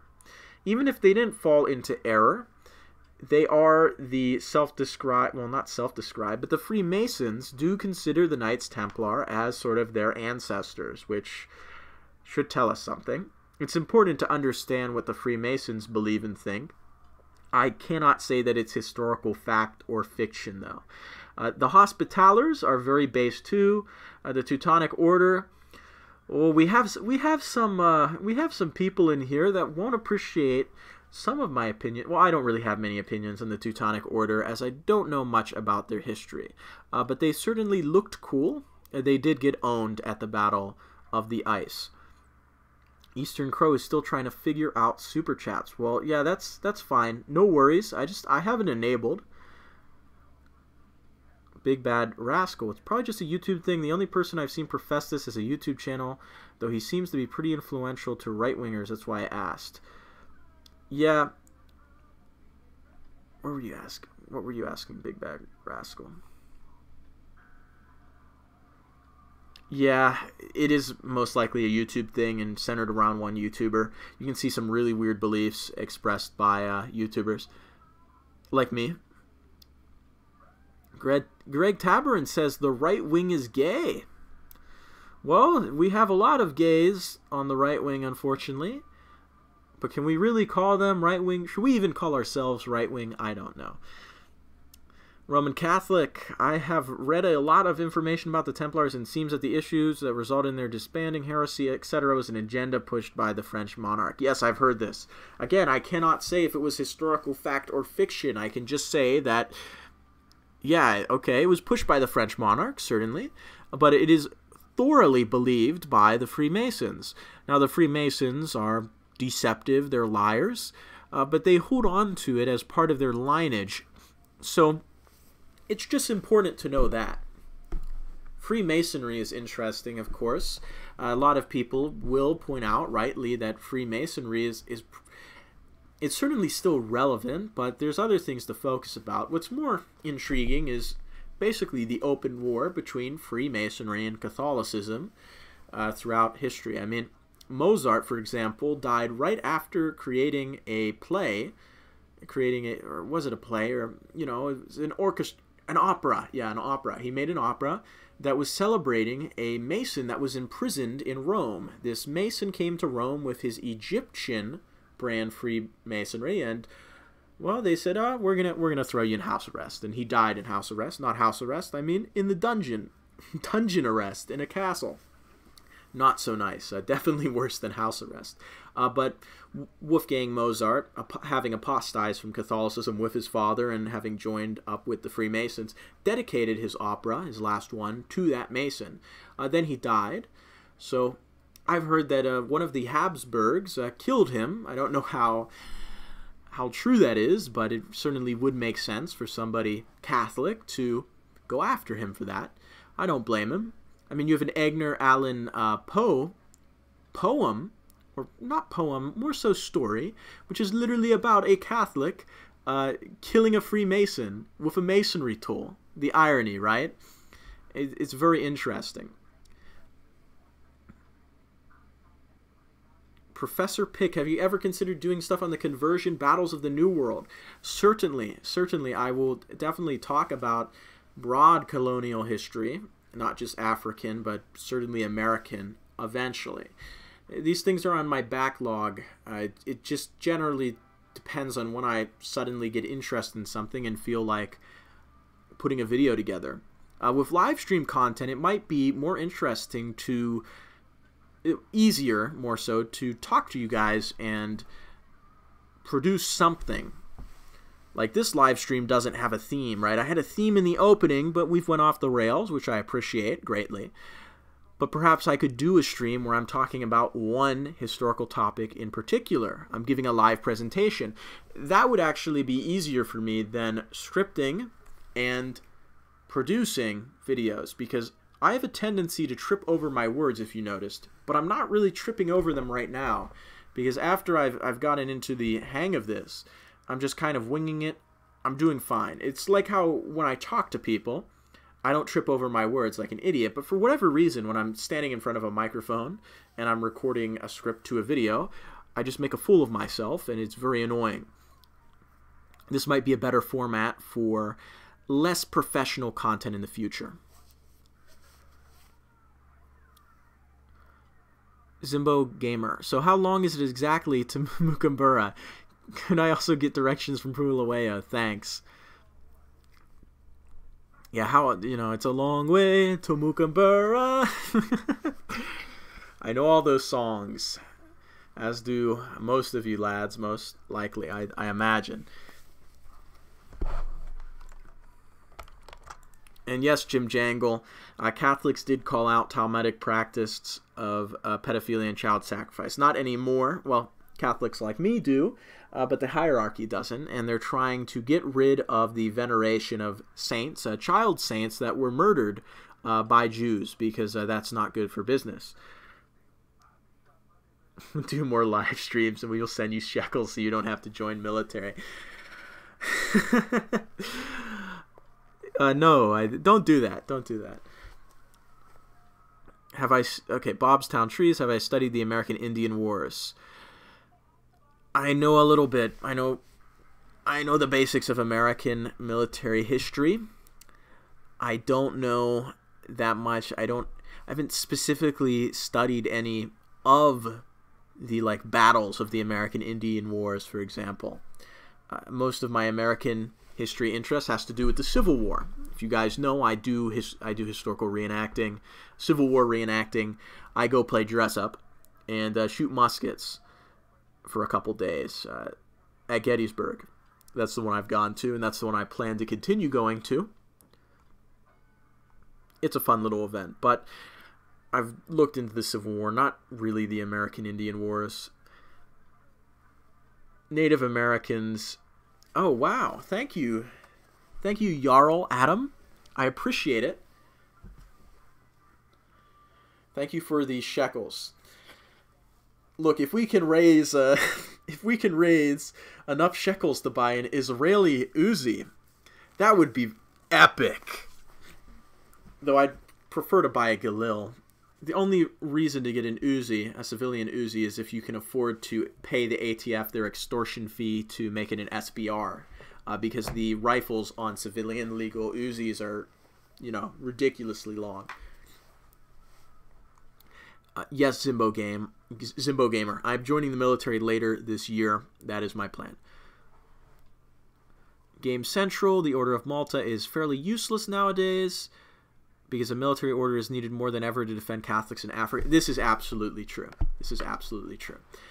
If you guys watched a bit of the documentary I uploaded, it's not in the part I uploaded, but Africa Audio section on the war in the Congo, many nuns, many priests, black or white, killed, imprisoned, persecuted by, the black guerrillas, the black rebels, the black nationalists. The liberation movements, as they're called, right? The liberators.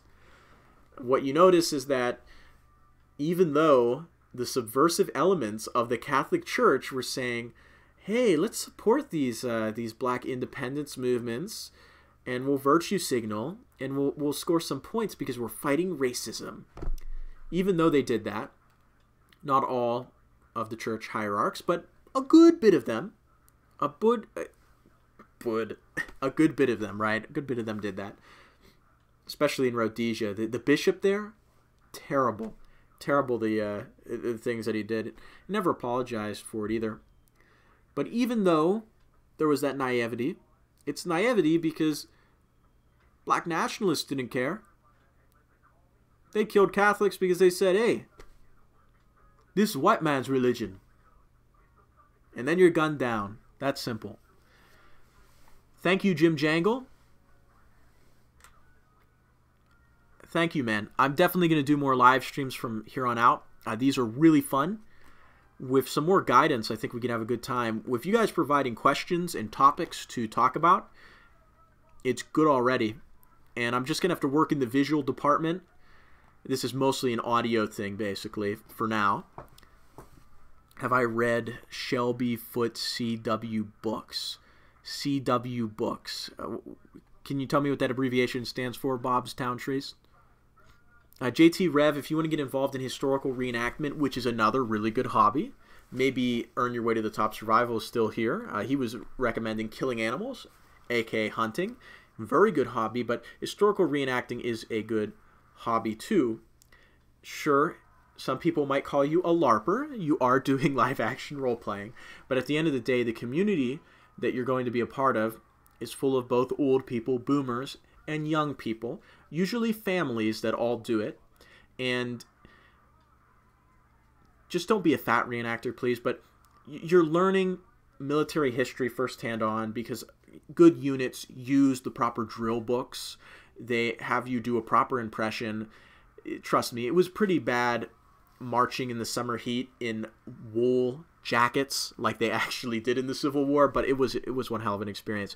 Now, if you want to get into them, Nick Dog and JT Rev, you're going to want to just find a unit near you and just email them and talk to them, and they'll get you set up. They'll let you borrow equipment, probably even borrow your rifle. I didn't have to pay for anything but my ticket to Gettysburg. I was even provided with transportation. All you have to do is reach out. But remember, it's ran by boomers. Definitely a lot of Zoomers and millennials who do reenacting. I know quite a few. There were some very cool people boozing out at the last reenactment I went to. A lot of people my age, A lot of people not my age, but it is ran by boomers, which means they run it on Facebook groups and on like very, very poorly designed websites. So you're going to have to contact them through email, and then you can probably get into it.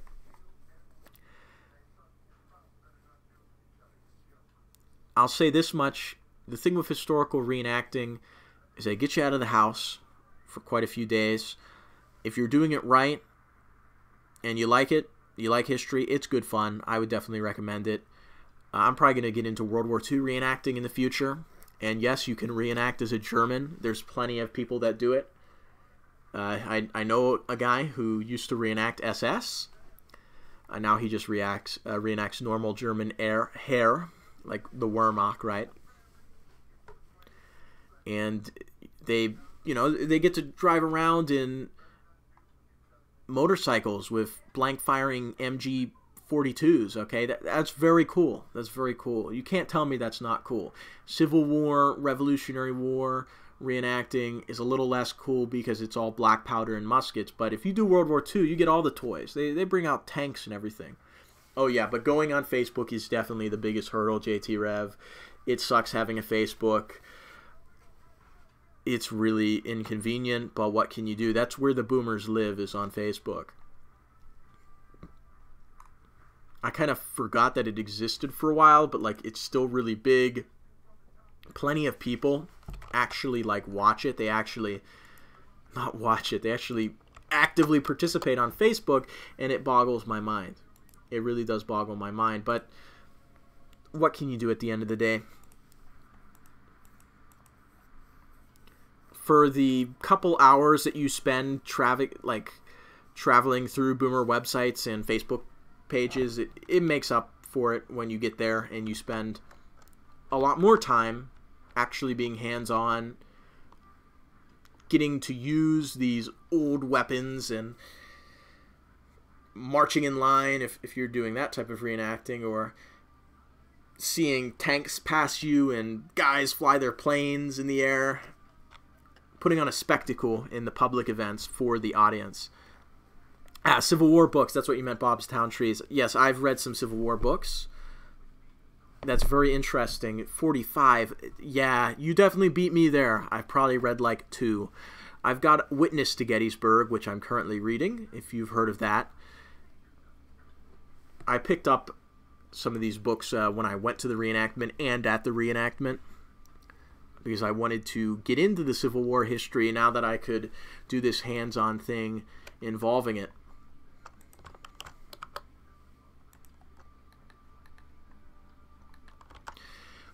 When we have a live stream, another live stream later on, not tonight, or maybe tonight, but just later on, I will probably bring on a friend or a co-host, something like that. That way we can have even more of a bounce off, right? Because currently I'm bouncing out things and you guys are bouncing back responses and questions to me, and we can double that with a co-host. We can quadruple that with 4 guys talking at once. You know, that's the point though. The sky's the limit. Certainly easy to do. Rare military history. Speaking of rare books, I do have a book actually from Rhodesia, well, South Africa, was probably published in, about the Matabele Empire, which I'm reading for the Rhodesia video series.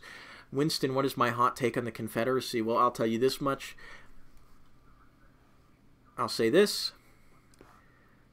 I do not believe in federal overreach. If you heard me earlier, I don't think the alphabet agencies should exist. So I think that states in America, though we are united in a union, should have more rights than they currently have. But at the same time, there's a reason that we have a Bill of Rights, freedom of speech, right to bear arms, etc. That we should have that, but it should be a little more encompassing to prevent certain injustices from being carried out throughout the Union. But we can't abandon state autonomy as we've kind of now. And now they're moving towards it even more so by trying to abolish the electoral college, right? They're trying to get rid of the electoral college so that voting is based on popular vote, meaning that if you win the big cities, you win the election, which is terrible. But I hope that they do it because that would force balkanization, more so secession. That would create a new American secessionist movement, which would make things interesting. You know, I'm covering military history. It would be much more fun to cover military happenings as they unfold. 5 tripling it, just doing nothing at the moment. Smooth, clean voice. Oh, Zimbo Gamer. I remember your comment. You were saying that you wanted to know if I needed another narrator. If you have a Discord or something, send it over. And you know what? We'll have you jump on. We'll have you jump on. I don't think any of the 26 other people watching are necessarily opposed to that. I don't know how you're going to get me that information. That's for you to find out.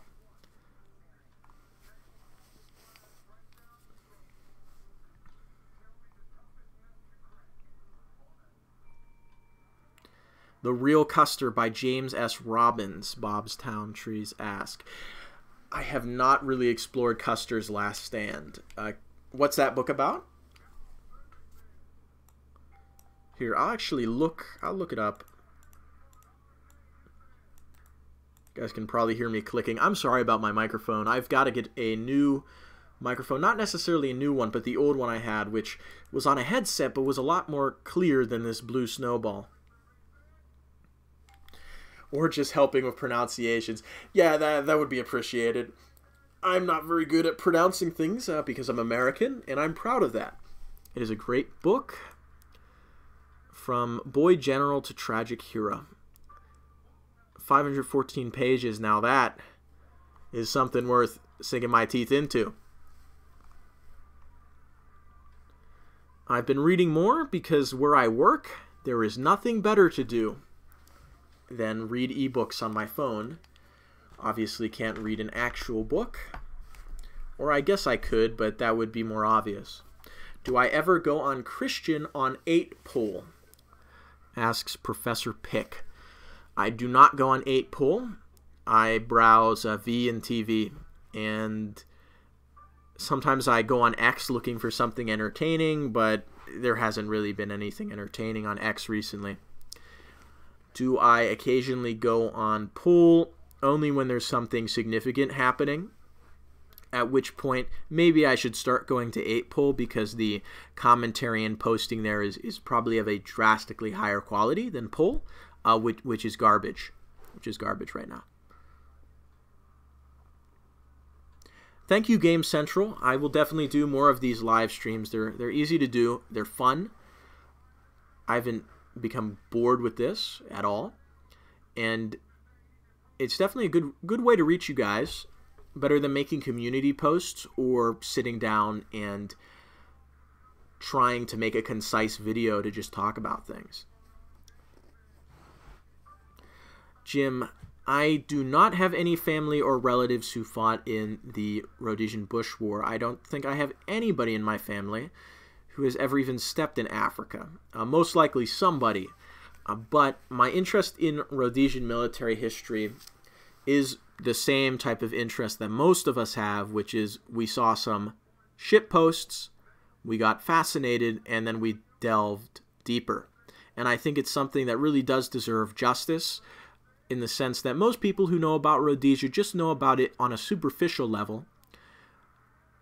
I think it's important that those people who have a legitimate interest is just very basic to help provide content that enables one to see the bigger picture and to get a better understanding of it as a whole without having to buy $20 books.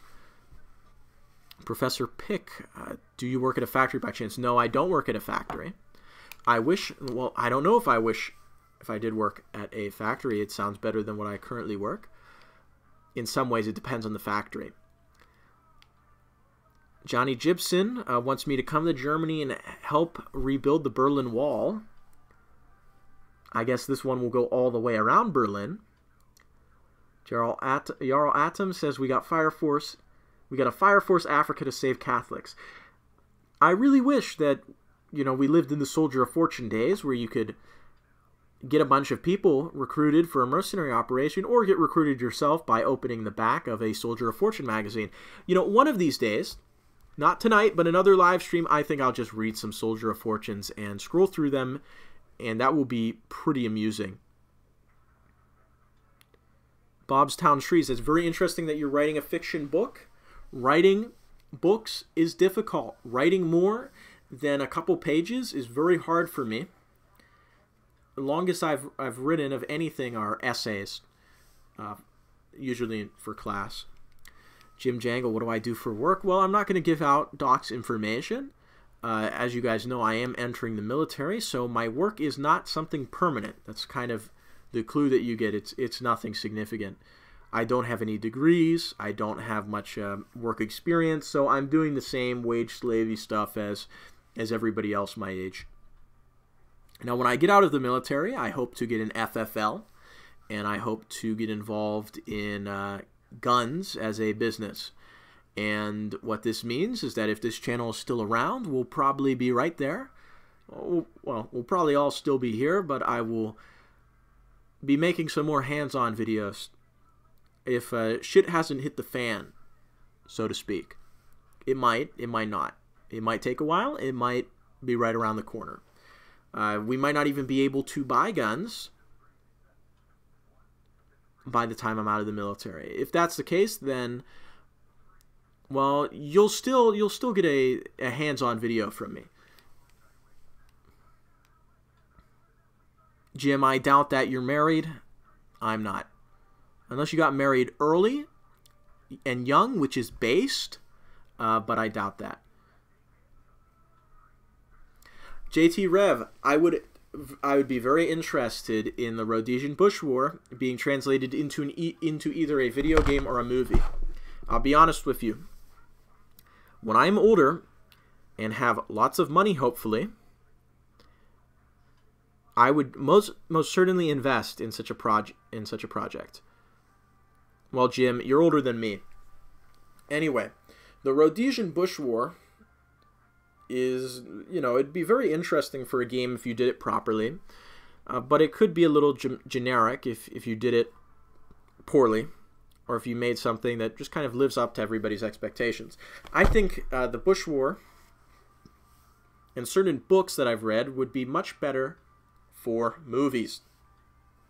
You could take Timothy Bax's 3 Sips of Gin and make a movie out of it. Is anybody going to make a movie out of it? No. Because it would be decried as racist. You know, Hollywood can't make that movie. Maybe we should go ask Mel. Maybe Mel Gibson would be interested in bankrolling and directing 3 Sips of Gin by Timothy Bax. And I'm sure Timothy Bax would be interested in selling the rights to make a movie based on his biography. See you around, Jarl Adam. Well, Game Central, that's not hard. There's a lot of cool DIY channels on YouTube. I'm not talking about the clickbait ones. I'm talking about smaller ones that do make do-it-yourself firearms. They're very interesting. There's a guy who made a semi-automatic shotgun.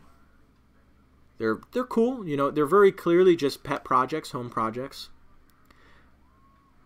Johnny Gibson, I agree. Hacksaw Ridge is a good movie. It's very enjoyable. Even if it is about a Seventh-day Adventist or Jehovah's Witness or whatever he is. Mel Gibson is a better director than an actor, in my opinion. I think most would agree with that. Well, JT Rev, I would too. I'd be very happy to have those types of resources. Though honestly, it's not very hard to make a movie or a game anymore. It would just require a talented team. A movie would be in some ways easier, in some ways harder. There was a movie that me and my friend watched. It's called, I forget what it's called. It's a Vietnam film. It's a found footage Vietnam film, which is interesting in itself. But it's a well done movie, and you can tell that it was made on a small budget. You only have the main actors. You have some people who are acting as the enemy, etc. It's filmed in a location that looks like Vietnam, seems like Vietnam, but I'm guessing isn't Vietnam. You could do the same thing with a movie about the Rhodesian Bush War. You couldn't adapt one of the novels, or not novels, but one of the biographies or memoirs that I'm referencing, but you could definitely make a movie set in Rhodesia with a couple of guys with the right impressions on the right terrain. You could do that. It wouldn't have to have the found footage gimmick either. It could just be a traditional movie.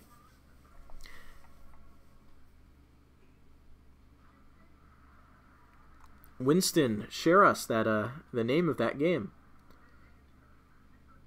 Zimbo the Bundu. What's that movie? The only Rhodesian movie I've watched is the Shangani Patrol, which was a good movie. It has a guy who played in Zulu in it.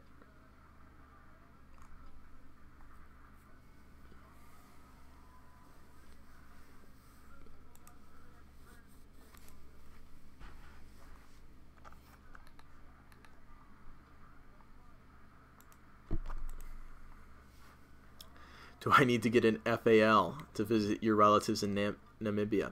I'll be honest with you, Chief. FAL, beautiful rifle. Great rifle. Gets the job done.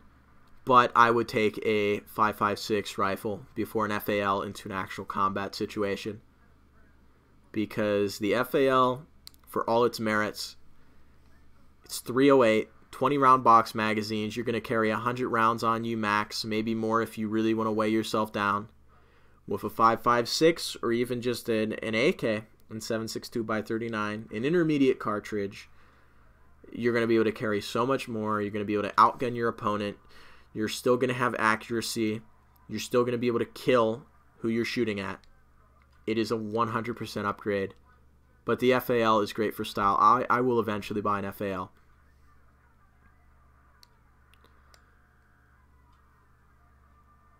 Roman Catholic, I assume gunpowder is about the gunpowder plot.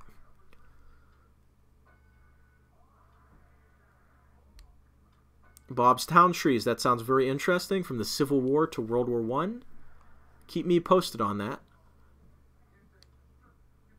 Ehab Janes has come in with the eyes. He's looking at us. Ehab is a weird name, man. I don't know where you're from.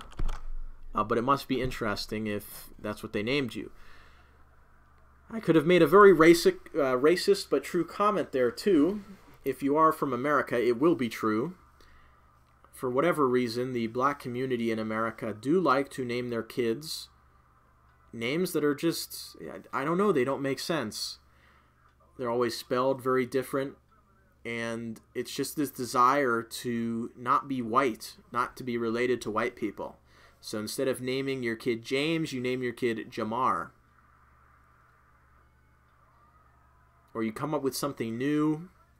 And, you know, there's white people that are starting to do this now in an even worse way. But not most of them. You're just talking about, like, paused millennials.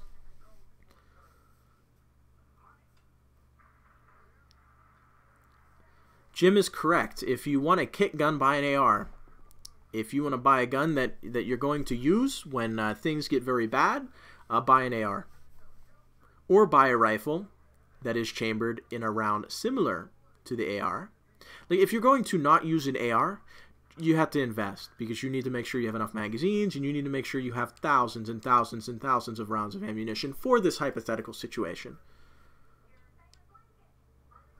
Graviteam Tactics SAR is the South African Bush War game. Operation Hooper. Is that the South African campaign?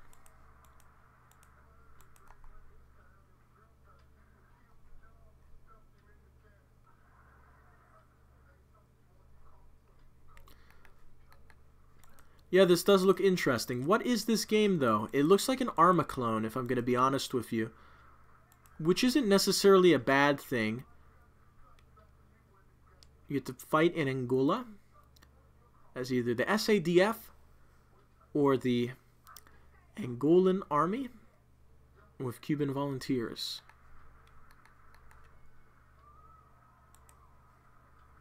That's very interesting, and it's based on Graviteam Tactics, which is an Eastern Front game, which I imagine this is a very detailed RTS. Yeah, you play as a commander. Hey, White's dude as well. Yeah, Moon, Luna, Strong Gust. Yeah, that's what I meant, Zimbo. I was looking for words, and you got me. Yeah, it's like in America, if you're born white, you might get named something really gay. If you're black, you're gonna get named something that, like, you're gonna be asked to spell your name for the rest of your life. How many rounds do I have, Jim? I do not have thousands, but closer to that big 4-digit number.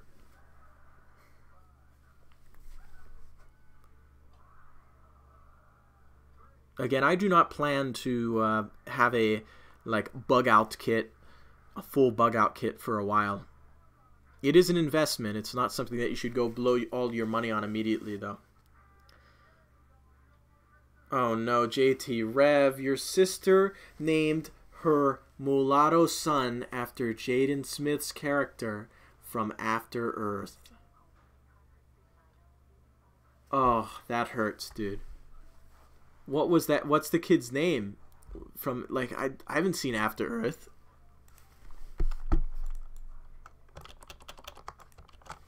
Oh, that's a real shame.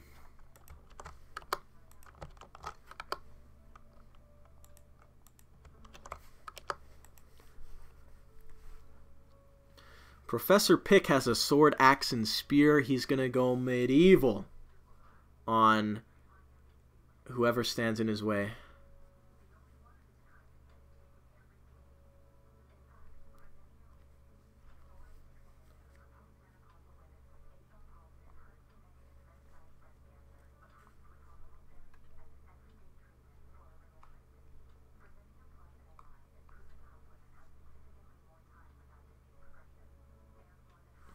Fencing would be very, very cool.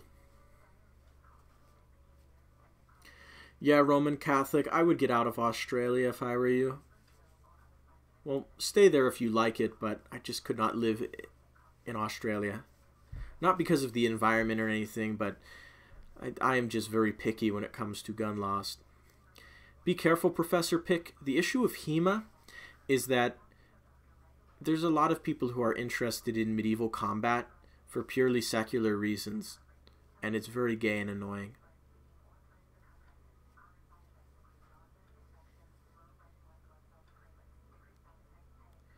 Bob's Down Trees, you keep it going, man. 5 years is a huge investment.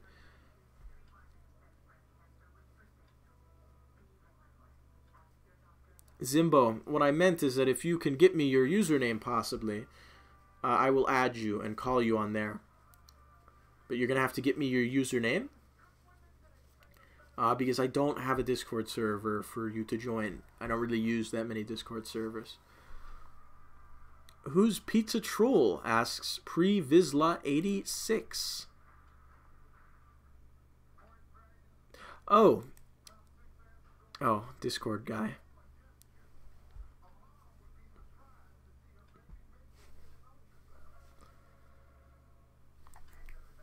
Ah, yes, the insult of Aryan. A lot of people say Aryan as Aryan, which is funny because I immediately think of the Aryan heresy, not those North Indian people.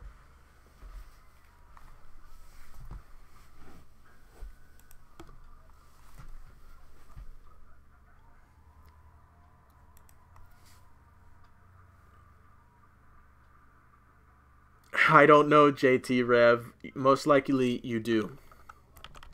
Since things are kind of quieting down, lads, I'm going to see if I can. I'm going to see if I can get something running. This is not a gamer channel, but I'm going to see if I can play something relevant in the background while we continue to discuss. Rating is against TOS.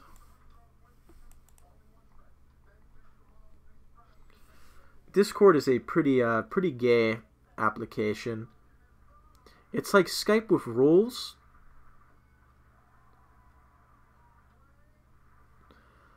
Well, Swag Lord, I discussed this earlier, but I think Jews should convert, which makes me an anti-Semite. Funnily enough. It's actually truly anti-Semitic to not want Jews to convert, because then you're condemning them to eternal fire, which is very anti-Semitic. It would be better to put a Jew in an oven than to put a Jew into an eternal oven, is kind of what I'm saying, right? To burn forever is worse than to burn temporarily. Johnny Gibson, squad, I'm not a big fan. If I want the tactics coordination type of like TISM, I will play Arma. But let's see, I think I added you, Senior or Zimbo Gamer. I'll call you Zimbo. Let's get you on here. Let's see, I'm going to have to adjust the volume once he's in here to make sure that you guys can hear him as well as me.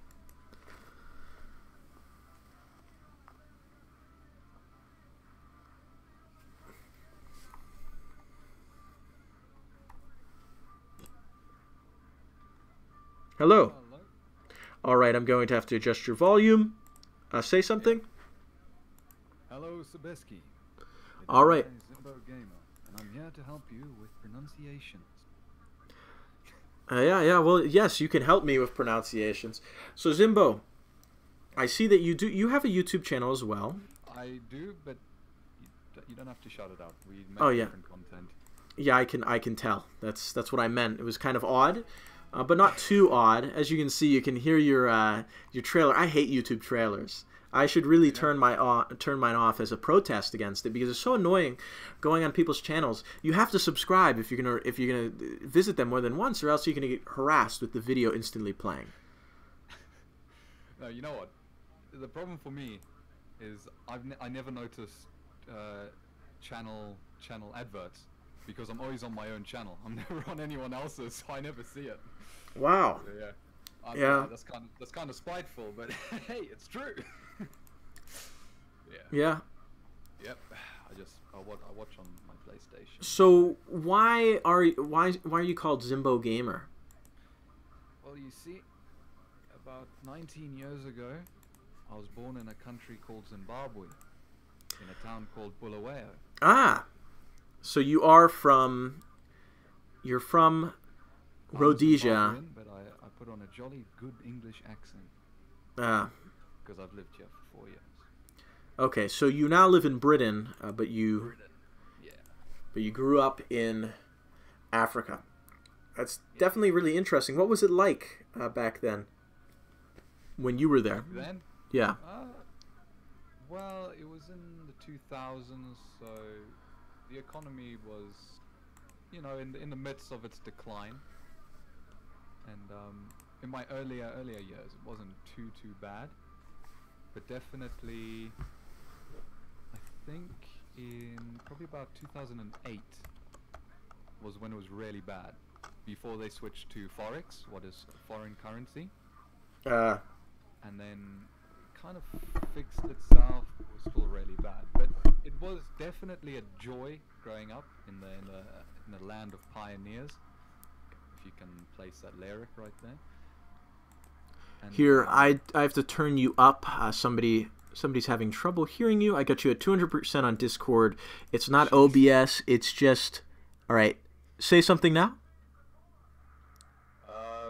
Oh, that's very loud on my end. I don't know if that's... I will put you at 20, 25 instead of you were at 10% on my general volume. Hold on, let me turn up my microphone. Let me try and find it. Jim, you got to buy night vision goggles. Everybody should buy night vision goggles. Even this British guy here can probably buy night vision goggles. It won't do him too much good, but night vision goggles are definitely worth the investment. If you can see a night and somebody else can't, you kind of have the upper hand against them, and there's nothing that can really be done to balance it out other than staying where everything is well lit. Still hard to understand him, says Gibson. All right, this is Growing Pains. It might be the accent. Maybe. Turn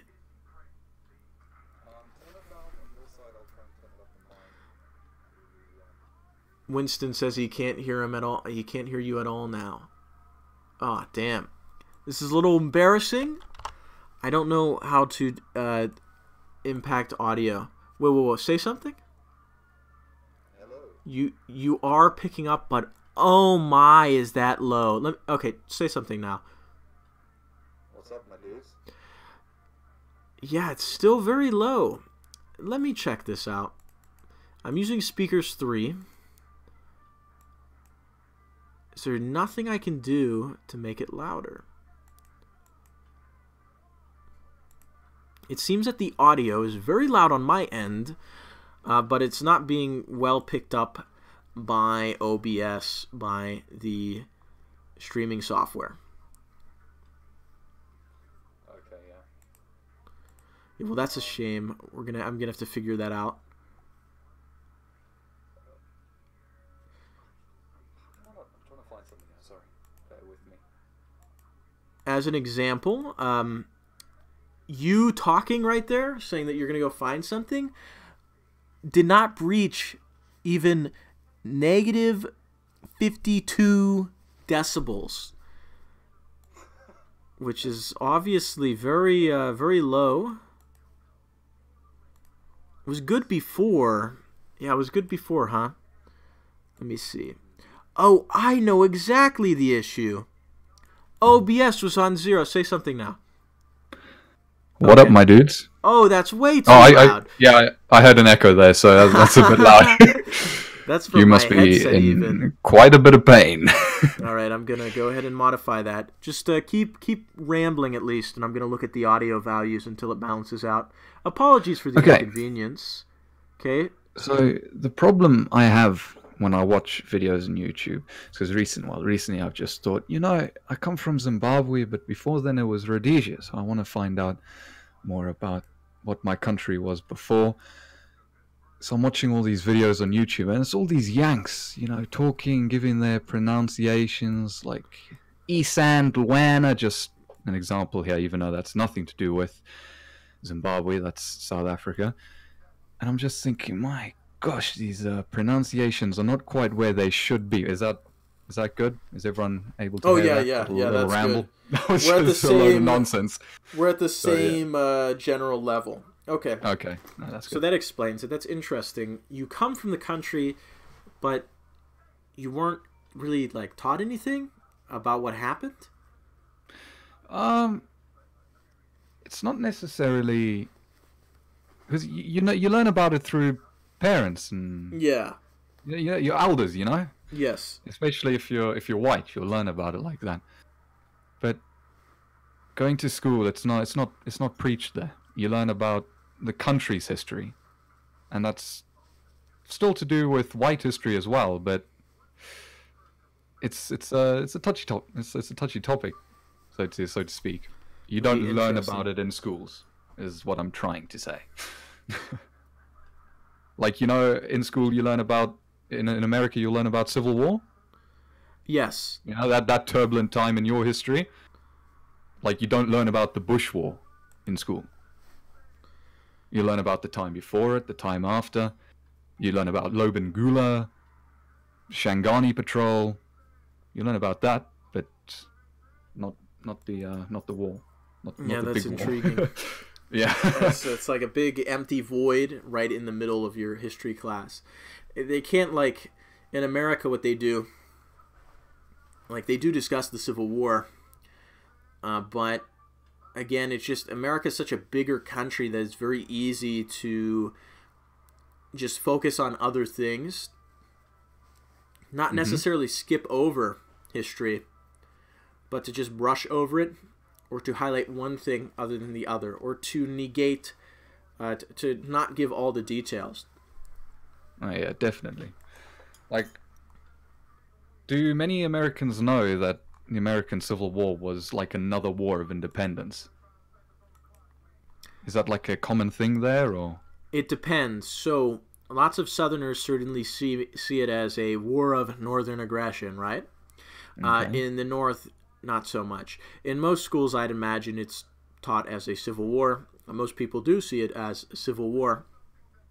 That's called a civil war, so... Yeah. I wouldn't argue that it isn't a civil war. I would argue that the Civil War is more complex than the brush over most people get in history classrooms.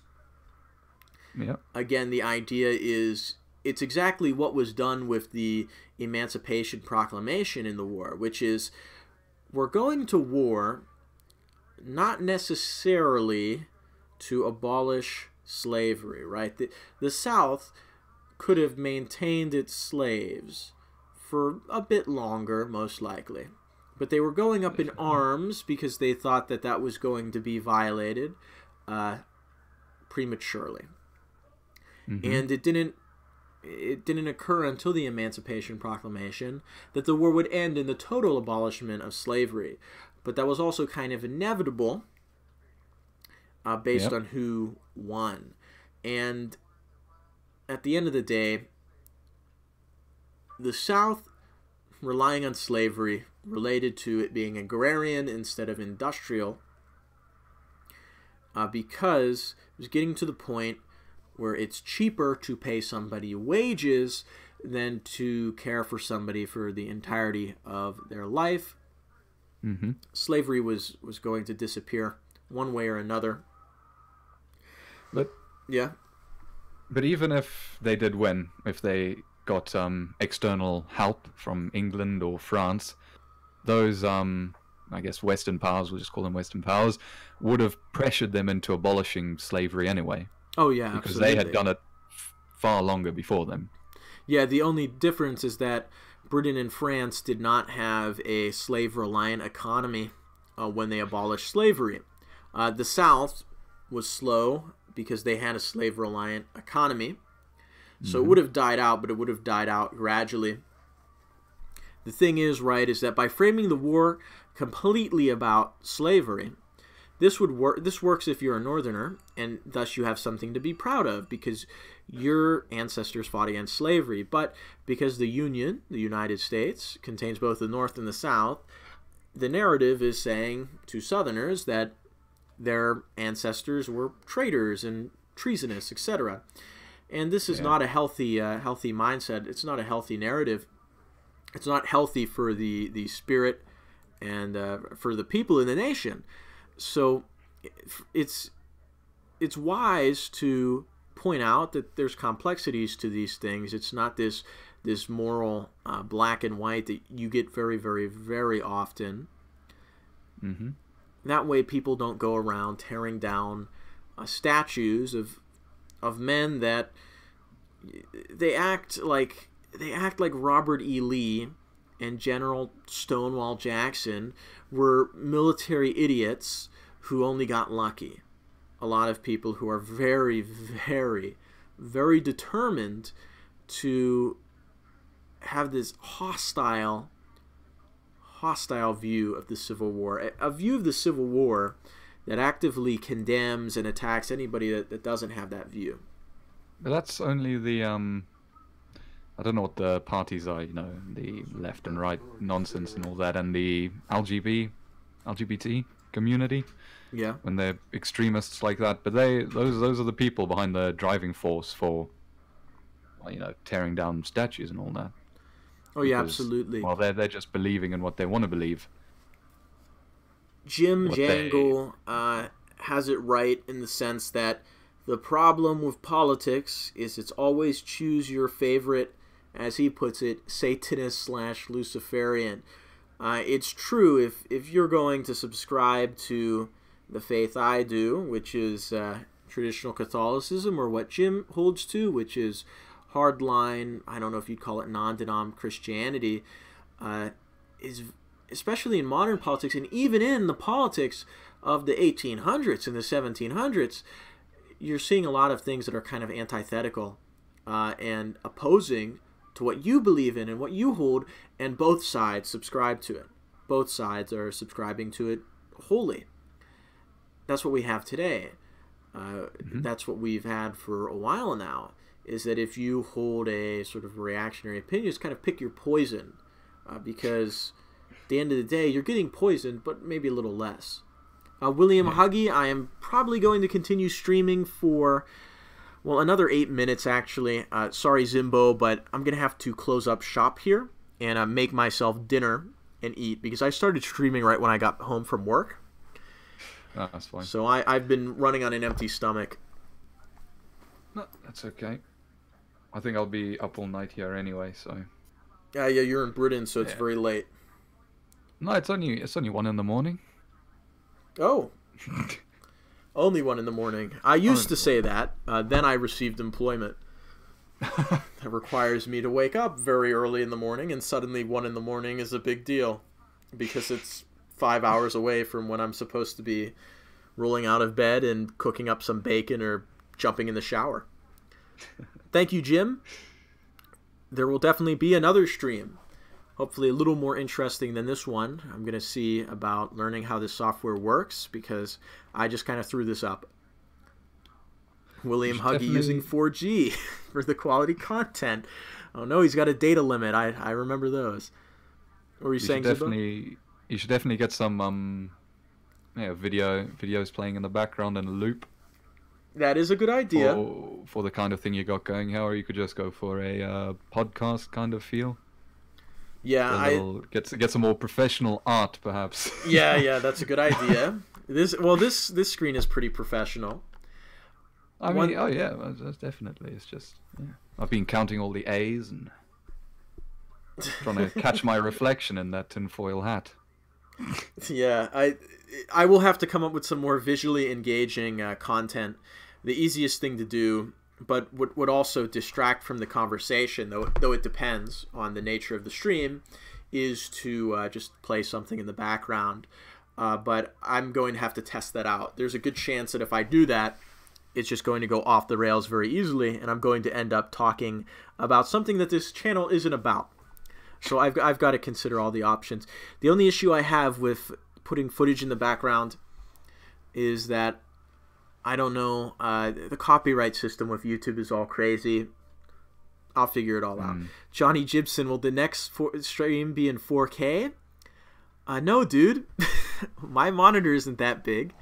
I mean, can I set it to 4K? It will still just be 1080p. William 8K. William Huggy wants my thoughts on Brexit. Well, it would be good if they actually did it, and it would be good if the Irish also take advantage of Brexit and take back Northern Ireland. No, there's a lot of aggression on the Northern Ireland and Irish border, actually. Oh yeah. And they want to fix the borders, but because Northern Ireland is loyalist, it's going to be an interesting topic to watch unfold. Very interesting. Well, I think I'm going to close up shop now. It was good talking to you, Zimbo. Oh, thanks for having me on your show. Yeah, no problem, man. It has no name right now. It's just a live stream. We'll get a name eventually. But hey, man. The Guff Talk. I will see you around. Get in touch if you ever want pronunciations. Yes, I will. I'll help you with that. Anyway, all right. Cheers, my dude. Cheers. Okay, everybody, that concludes the live stream. It was pretty successful. We maxed out around 30 people. That's great. It's a live stream. It's not a video. 30 active viewers is great for my size right now. But hey, if I keep doing this, just like the videos, it's sure to grow. And the bigger the audience, the better, but not too big, not too big to the point where I can't see any of the messages among the spam. I wouldn't really like that, but that would have its benefits in the sense that having that many people in a live stream means that you get to enjoy your Jewish side. Anyway, lads, thank you for tuning in, and that's it for today. See you around.